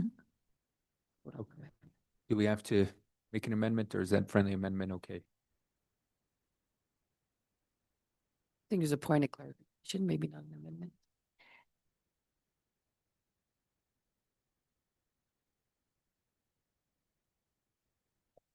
Yes, I think particularly in these land use cases, it is appropriate for the amendment to be moved that way. Okay, thank you, Mr. City Attorney. So we've got a motion and a second. Any further discussion? Madam City Clerk, can we get a roll call vote, please? Counselor Faulkner, Yes. Counselor Fagali, Yes. Counselor Garcia, Yes. Counselor Barrett, Yes. Counselor Bustamante, Yes. Counselor Cassett, Yes. Counselor Castro. Yes. Motion passed. Okay, thank you so much. All right, I apologize. I have to be equitable. No clapping in the chambers. You gotta be consistent. Okay, Madam City Clerk, can we resume order of business? What's the next item on the agenda? Sorry. Yes, Mayor. Next item is item 10. This is action items discussion agenda. This is to set a reoccurring time for monthly study sessions, and here to present is Deputy City Manager Andrea Phillips. Good evening, Mayor Garcia and members of the governing body. This is on, hopefully you can hear me. I did send out by email just a rough one-page outline of this, and it's also in the packet. This is a follow-up from the governance training and some of the sessions that you had last month, where you talked about wanting to set up a monthly study session. Again, the purpose of those study sessions would be to allow for more collaborative discussion amongst the governing body around some of the challenging policy issues that you're facing. It allows you to maybe hear some presentations, and without feeling the need to have to take immediate action, you can develop policy positions and discuss pros and cons, and also provide staff some direction or consensus around what the governing body is thinking, and potentially reduce the length of regular governing body meetings by removing some of that discussion and having it in a different forum. So these would be noticed per the Open Meetings Act. We would still need to note the time, place, date, all of that, as well as any subjects that we believe we're going to be discussing. There's no requirement that you allow for public participation, but they must be able to observe. We don't have to stream it. It could be in person only. And we do have to take just basic minutes. So that would be time, date, who was there, subject, that kind of thing. Possible topics that we've already heard that are of interest to you are housing policy, and that's a whole gamut of different issues. Water resources planning, there's quite a bit there. Enforcement activities, this kind of touches on recent legislation that's been proposed, as well as some of the programs that we've been talking about here for civil enforcement matters. Plaza and special events, as well as governance and legislative process. And that could be talking about your committees, your procedural rules, and the prioritization of legislation. I think the most challenging thing about this and looking at your calendar is trying to find a time that you all are free and can set a regular monthly reoccurring date. So I don't know if you're ready to do that this evening. I did propose a few potential options. If we're in council chambers, it's more limited because there are a lot of other committees that have their standing meetings here. So I did put in here, if it's in the council chambers, maybe the last Thursday of the month. Counselor Fagali reminded me that a few of you are on the MPO, which is also at this time at last Thursday of the month at 5 p.m. So I might be so bold to suggest that perhaps we hold the study session in place of Public Works Committee or Quality of Life Committee once a month. I don't know if that is something that would be of interest to you all. Or of course, during the day, there's more options if we want to have it in this room. But I know that conflicts with work schedules for some of you, as well as family, things like that. So if we're not trying to be in the council chambers, which again, you can sit around the table in the council conference room, as long as the public has the ability to observe, and we can set up some, seats in the perimeter. We could also look at the Tasuke room or another room at the convention center, or potentially another option. So if you're not trying to have the meeting in the council chambers, there's some more options. So I guess with that, I will let you all discuss. And if you're ready to make a decision on calendaring some a date and some topics, we're happy to do that. Any discussion? Counselor Bustamante. Thank you, Mr. Mayor. I just want to add, we can free up that second Tuesday of the month because the Water Conservation Committee will be moving to their new office once they get all that set. I don't have an exact date, but I believe we're going to keep on our online meetings until that new space is available. So that frees up a day. Thank you, Mr. Mayor. Okay, discussion. Counselor Fagali. Seeing as I have evening meetings basically every day, I would love it if it was in place of a Public Works or Quality of Life meeting, perhaps alternating months, but that would be best for me personally. Discussion, Counselor Cassett. Yeah, I think that that would be good. I have Mondays are harder, as you guys often see in finance. Mondays, I tend to have children. So Mondays are a little harder for me. My question becomes, delaying of contracts. I think that this would then necessitate that we may need to agree that a contract may not go to a committee that it would otherwise go to, because I wouldn't want us to, we know that this process already takes so long. I wouldn't want to delay it if it was supposed to go to a committee meeting and we're using that instead for a study session. So that would be my thoughts there. Counselor Castro. And I apologize, we did have a brief meeting before this, so we touched on some of these issues. I think we realized, and correct me if I'm wrong, Deputy City Manager, the only committees that most things have to go to are Governing Body and Finance, which is why we tried to stay away from those two committees. Yep. Yeah, and so the way that we have been proceeding with contracts is trying to take it to either Public Works or Quality of Life, and then Finance and Governing Body. But you could also waive your procedural rules to allow for a contract if it needs to progress and we're doing a study session in place of one of those. You could forward, have them go to just Finance and Governing Body. And I would recommend that potentially if we do switch off committees, maybe we do it based on the topic matter, being it quality of life for certain things and public utilities for other things. Yes, Counselor Fox.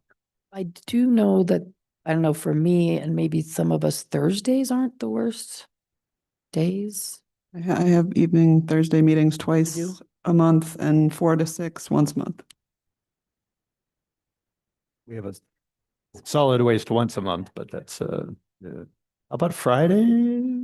Okay. Okay. I was gonna say the Public Works Committee meetings are like pretty speedy. We're usually out of here in 45 minutes. So I think like every other, I don't know, I'm just throwing that out there, like every other week in that, like every other, you know what I mean?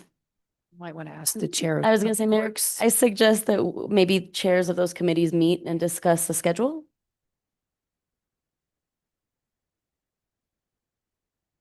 Counselor Cass.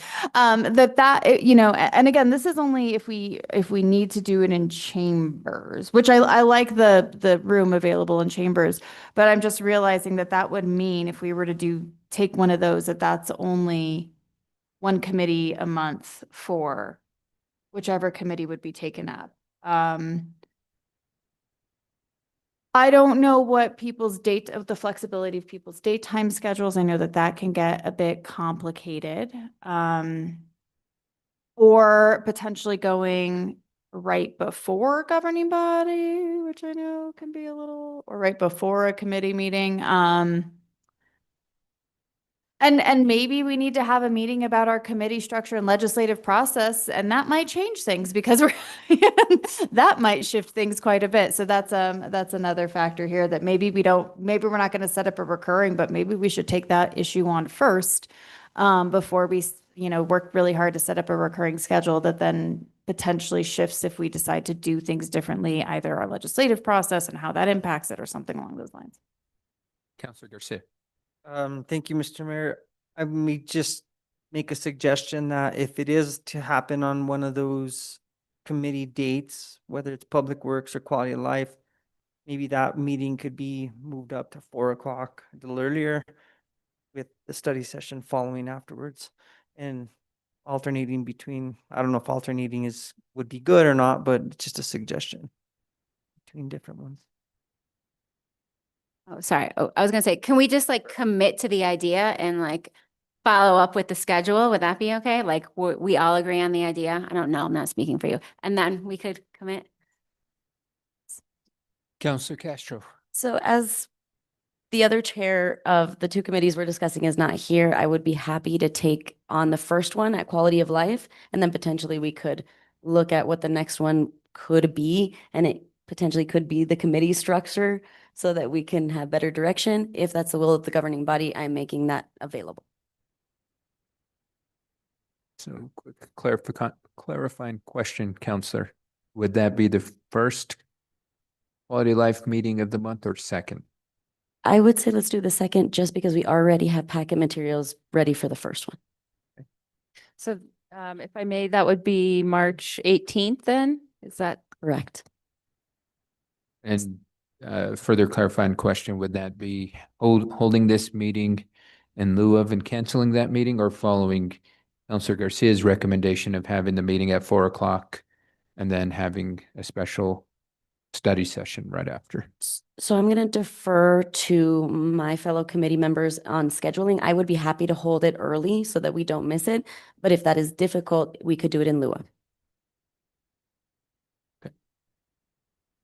Anybody else? Counselor Barrett? Yeah, it is a little hard. I mean, my idea would be in lieu of. I don't know if anybody else to chat about that, but that would be my preference. Counselor Faulkner? I think one thing we have to be mindful of is some of us are consultants, some of us don't have 9-to-5 jobs, and know that it is really hard when you have kiddos and you have jobs that you have to be at for certain hours. I know some of the members have had to even take leave without pay to do city council business.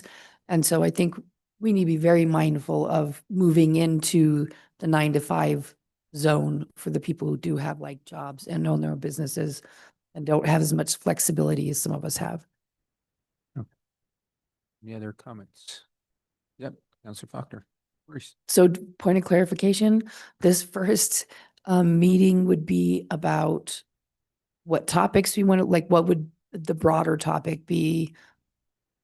Yeah, thank you. So some of the potential topics, which I would love to, if there is consensus about what you would like to talk about, we could, staff could prepare for that.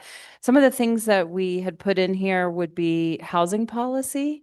And of course, there's a lot there. Water resources planning, enforcement activities, plaza and special events, and then governance and legislative process, looking at committees, procedural rules, and also prioritization of legislation that Marcy and her team are working on.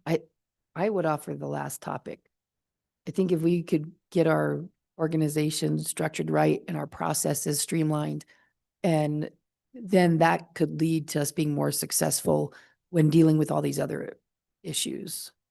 It's like, it would be, to me, it would be a foundation for working on all these other problems or challenges or opportunities. Any other comments? Counselor Castro? Just a point of clarification, are we able to take a vote if we are to make a motion? My understanding is this is an action item, so we can make a motion. Yes. But are we ready to entertain one? I would move that we have our first session on March 18th in lieu of quality of life, and that the topic be government structure and organization. Second. So we've got a motion and a second. Any discussion on the motion? Hearing or seeing none, Madam City Clerk, can we get a roll call vote, please?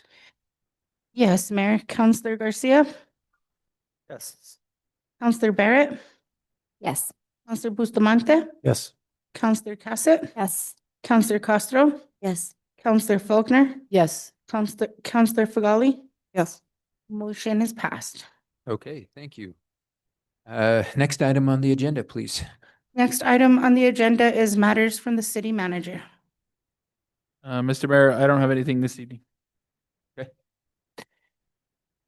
Next item? Next item is matters from the city attorney. Mr. Mayor, members of the governing body, I recommend that the governing body go into executive session for the matters as stated in the agenda. Okay, Counselor Castro, I believe you may have a motion. I move that we enter into executive session pursuant to the Open Meetings Act, Section 10-15-1H, Subpart 8, for discussion of purchase, acquisition, or disposal of real property or water rights by the governing body. Second. Got a motion and a second. Any discussion? Hearing or seeing none, Madam City Clerk, can we get a roll call vote, please? Counselor Barrett, Yes. Counselor Bustamante, Yes. Counselor Cassett, Yes. Counselor Castro, Yes. Counselor Faulkner, Counselor Fagali, Yes. Counselor Garcia, Yes. motion passed. Okay, we will stand in recess for an executive session.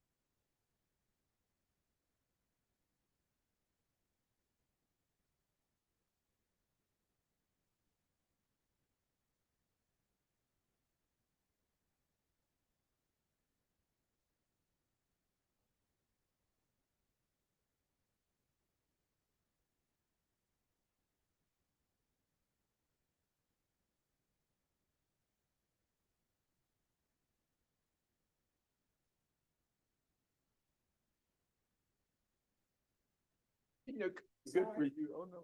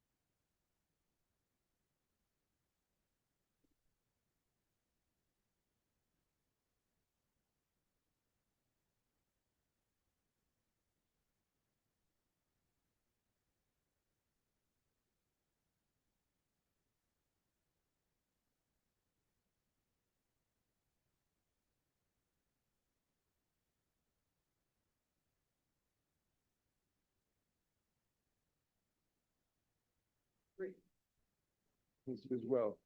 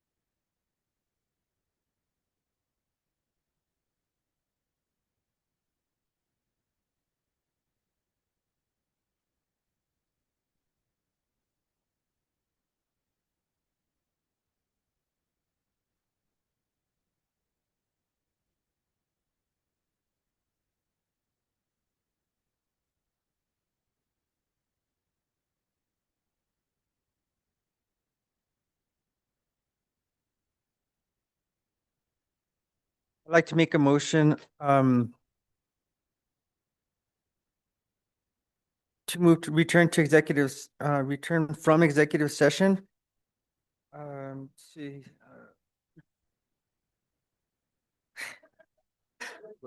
pursuant to, oh, you got it? Okay, pursuant to the Open Meetings Acts of Section 10-15-1J, I move that the governing body reconvene in open session and state for the record that the matters discussed in the closed session were limited to those specific in the motion for closure. Second. Okay, we've got a motion and a second. Any discussion? Hearing none, Madam City Clerk, can we get a roll call vote, please? Counselor Bustamante? Yes. Counselor Cassett? Yes. Counselor Castro? Yes. Counselor Faulkner? Yes. Counselor Fagali? Yes. Counselor Garcia? Yes. Counselor Barrett? Yes. Motion passed. Okay, next item on the agenda, Madam City Clerk. Next item is matters from the city clerk. So you'll see that I handed out some cards to you that our team did. That is for the airport road construction for you to give to your constituents, so that they can, scan that QR code and go to the website with, all the updated information. So y'all need any more, reach out to us. Counselor, Faulkner also requested some poster size, copies of that for businesses on Airport Road. We're happy to do that for you too. So if you guys need anything else, just let us know. That's all from me. We'll move on to communications from the governing body. And just start from my right to my left. So Counselor Fagali. Thank you, Mayor. My only communication is that this Saturday, the 28th, is the Bike Santa Fe Winter Social. It's from 2 to 5 at Keeping Together Brewing, which is on Rafina, near the property we just saw. Would love to see everyone there. Thanks. Counselor Barrett, What she said, I'll be there too. Counselor Garcia. Thank you, Mr. Mayor. Appreciate the updates and the cars for Airport Road. There's, if you've been down there lately, it's moving fast, actually. It was gonna take some time to finish it, but what they're doing is moving pretty quickly. Thank you, City Manager, for some information on the South Meadows and Agua Fria. And hopefully we can make sure if there are more delays, please let us know, because there's a lot of people who are continually on us about the delays. And so yes, that update for the public, if anybody is listening, is that the progress is happening. The pieces to the mast arm or the lighting or the lights, the stoplights is to be received this week, and for installation coming soon within the next few weeks. So thank you. Counselor Faulkner. I just want to thank staff as well for helping with District 3 traffic stuff, including the South Meadows Agua Fria intersection. We've seen more progress in the last month or so than we saw for very many months before that. And then, I don't know, just ditto, Council Garcia covered it. Counselor Castro. Thank you so much, Mayor. I just want to announce that we will be having our first meeting this year of the Metropolitan Planning Organization tomorrow, and that is a public meeting. So if folks want to attend, it is at the former Monica Roy Ball Center, which is now our parking and transit office, tomorrow at 5 p.m. And at 6 p.m. At the Salvation Army from 6 to 7:30, there's a discussion about being unhoused and living in your vehicle. So there'll be some lived experience testimony there and opportunity for folks to ask questions of the city as well. So we will see you tomorrow. Counselor Cassidy. Counselor Bustamante. Okay, and I'll continue that trend. No updates from me tonight. Next item on the agenda, Madam City Clerk. Mayor, we're moving on to introductions of legislation. This is 16A, consideration of a resolution. This is sponsored by Councilor Amanda Chavez. It's a resolution authorizing City of Santa Fe representatives and agents to sign agreements and requests for payment regarding New Mexico Department of Transportation for grant agreement control number C5243320 to acquire rights of way to plan, design, and construct road and spine infrastructure extensions to Paseo del Sol per the Tierra Contenta Master Plan for affordable housing in Santa Fe County. Given that Counselor Chavez is not here, we're going to move on to the next item. Next item is consideration of a resolution. This is sponsored by Mayor Michael Garcia and Councilor Lee Garcia.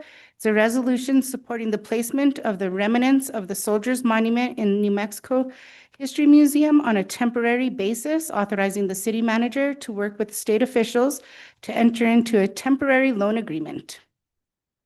Counselor Garcia. I think the caption speaks for itself.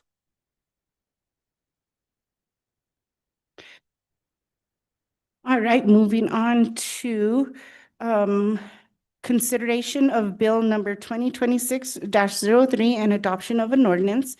This is sponsored by Mayor Michael Garcia. It's a bill relating to city administration, amending section 2-8 SFCC 1987 to reorganize certain city departments, creating new sections of code to include 2-8.10, 2-8.11, 2-8.12, 2-8.13, 2-8.14, and 2-8.15, amending section 2-8.1 SFCC 1987 to include a general provisions section and Exhibit A, amending section 2-8.2 to rename Community Health and Safety Department to Community Services Department, and to include Youth and Family Services and Recreation, and to remove the Office of Emergency Management, amending Section 2-8.3 SFCC 1987 to eliminate the Community Development Department, amending 2-8.4 to establish the Office of Emergency Management and changing the name from Office of Emergency Management to Emergency Management Department, amending 2-8.5, creating a new department, the Economic Development Department, and to include the Arts and Culture Division and the Film Division, amending 2-8.6, creating a department, the Land Use Department, and to include the Affordable Housing Division, amending Section 2-8.7, creating Tourism Santa Fe Department, creating Section 2-8.14 to include a new Regional Airport Department, creating Section 2-8.15 to include the Metropolitan Redevelopment Agency, and renaming it Metropolitan Redevelopment Agency, MRA Department, repealing Section 2-14, 2-15, and 2-20 SFCC 1987, repealing Exhibit C of SFCC 1987 City Organization. Thank you. That was a long one. We might need that one recorded in the future. But in essence, this proposal, what it does is it essentially eliminates what was known as the mega departments, and it reshifts in some of the existing departments and divisions. The goal is to eliminate some unnecessary bureaucratic overlap, but also creating much more standardization. As you saw, some of the offices are being renamed to departments. And one of the impacts of class and comp was there's so many different things and they're not comparable. And we got to ensure that our workforce is paid equitably across the board. We have to have a bit more of a standardization process. And so what this reorganization does is it shifts some divisions into new departments. For example, the Office of Affordable Housing will soon become the Affordable Housing Division under Land Use. And then we're moving film, which is kind of out on its own island, into the Film Division under the Office of Economic Development, as well as moving the Arts and Cultural Department and making it Arts and Cultural Division. These are departments and divisions that are already working together. So it's just making it easier for folks to get the job done. Yes. Mayor, I just wanted to ask a procedural question. Do we need to amend the schedule since it was going to go to quality of life on the 18th? I think Councilor Fagali was going to make a motion on that. Is that the appropriate thing to do? Yeah. So I move that we amend the committee review schedule to remove it from quality of life, since we are not having a meeting on the date that it would have been going there. Second. So we've got a motion and a second to amend the committee review schedule. Any discussion? Hearing none, Madam City Clerk, can we get a roll call vote, please? Counselor Cassett? Yes. Counselor Castro? Yes. Counselor Faulkner? Yes. Counselor Fagali? Yes. Counselor Garcia? Yes. Counselor Barrett? Yes. Counselor Bustamante? Yes. Motion passed. Hey, next item, please. Next item is consideration of Bill number 2026-4 and adoption of an ordinance. This is sponsored by Counselor Amanda Chavez and Counselor Alma Castro. Be it ordained by the governing body of the City of Santa Fe authorizing the execution and delivery of a loan and subsidy agreement by and between the New Mexico Finance Authority and City of Santa Fe, New Mexico, in the total amount of $17 million, evidencing an obligation of the borrower to utilize the loan amount solely for the purpose of financing the cost of constructing a new flocculation and sedimentation process, and making improvements to the Canyon Road Water Treatment Plant as a component of the system owned and operated by the borrower, and solely in the manner described in the loan agreement, providing for the pledge and payment of the loan solely from the net revenues of the water utility system of the borrower, certifying that the loan amount, together with the other funds available to the borrower, is sufficient to complete the project, approving the form of and other details concerning the loan agreement, ratifying actions heretofore taken, repealing all actions inconsistent with this ordinance, and authorizing the taking of other actions in connection with the execution and delivery of the loan agreement. The caption. I think the caption speaks for itself, and I am reading through. I don't think that we have any strings attached to this. Okay. Next item, please. Okay, next item is consideration of bill number 2026-7 and adoption of an ordinance sponsored by Counselor Jamie Cassett. It's a bill creating a new section 2-2.10 of SFCC 1987 to establish city attorney and city clerk authority to correct Scrivener's errors. So this is pretty simple. It'll just correct any basically typos. So, if there's numbering wrong, if there's, something misspelled, it will not have any impact on content or on meaning, but really just so that we don't have to bring ordinances through every time to correct those minor issues. And this was scheduled to only go to quality of life. Given the change, and I know it doesn't have a fiscal impact, but given that that is the other committee I sit on, I would then like to move to remove the Quality of Life Committee from the schedule and move it to, let's take a look. Counselor Cassett, Yes, it could go to quality of life on April 1st if you'd like. that's fine by me then. So let's change the schedule to the April 1st. Does that work for noticing? Because I know that we don't notice ordinances until it has passed one committee. So that might change the date of final passage. Would we be able to instead then take it to finance on the 23rd? Is that what I'm looking? Yeah, does that work? With noticing and everything? I don't sit on that one, so just in case. Okay, so then the motion would be that we will be removing from the schedule Quality of Life Committee on March 18th and adding Finance Committee on March 23rd instead. Second. Okay, so we've got a motion and a second. Any discussion? Hearing none, Madam City Clerk, can we get a roll call vote, please? Counselor Castro? Counselor Faulkner? Yes. Counselor Fagali? Yes. Counselor Garcia? Yes. Counselor Barrett? Yes. Counselor Bustamante? Yes. Counselor Cassett? Yes. And Counselor Oh, that's it. Motion passed. Okay, thank you. Next item on the agenda, Madam City Clerk. We are moving to item 18. This is public comments on bills. This is the first public comment, no action.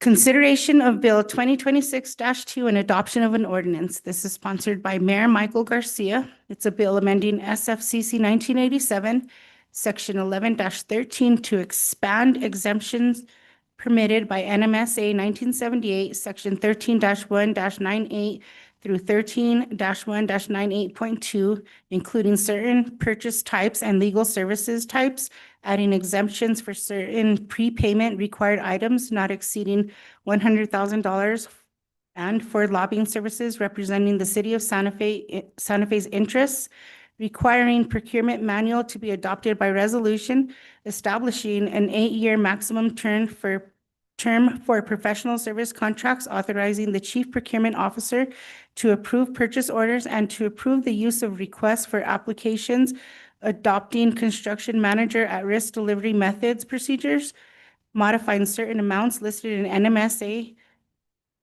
1978, Section 13-1-125, authorizing the city manager to approve contract amendments that do not materially alter the scope of work. Okay, so this is an opportunity for public to comment on this bill. Do we have any members of the public that would like to comment? Don't see anybody in the chambers. There's no attendees in the Zoom room with their hand up. Okay. We do have Travis Dutton later online, the purchasing officer, if you have any questions. Oh, this is just public comment, so. Okay. Seeing no public comment, let's go to move on to the next item, please. Next item is 21A. This is appointments to Arts Commission. Oriana Lee, appointment with a term ending October 2028. Move to approve. Second. Okay, I'm sorry, who made the motion? Counselor Counselor- Castro. and then Counselor Bustamante for the second. Okay, any discussion on the motion? Hearing none, Madam City Clerk, can we get a roll call vote, please? Counselor Faulkner, Yes. Counselor Fagali, Yes. Counselor Garcia, Yes. Counselor Barrett, Yes. Counselor Bustamante, Yes. Counselor Cassett, Yes. Sir Castro, Yes. motion passed. All right, and with that, we have concluded our agenda, so we stand adjourned.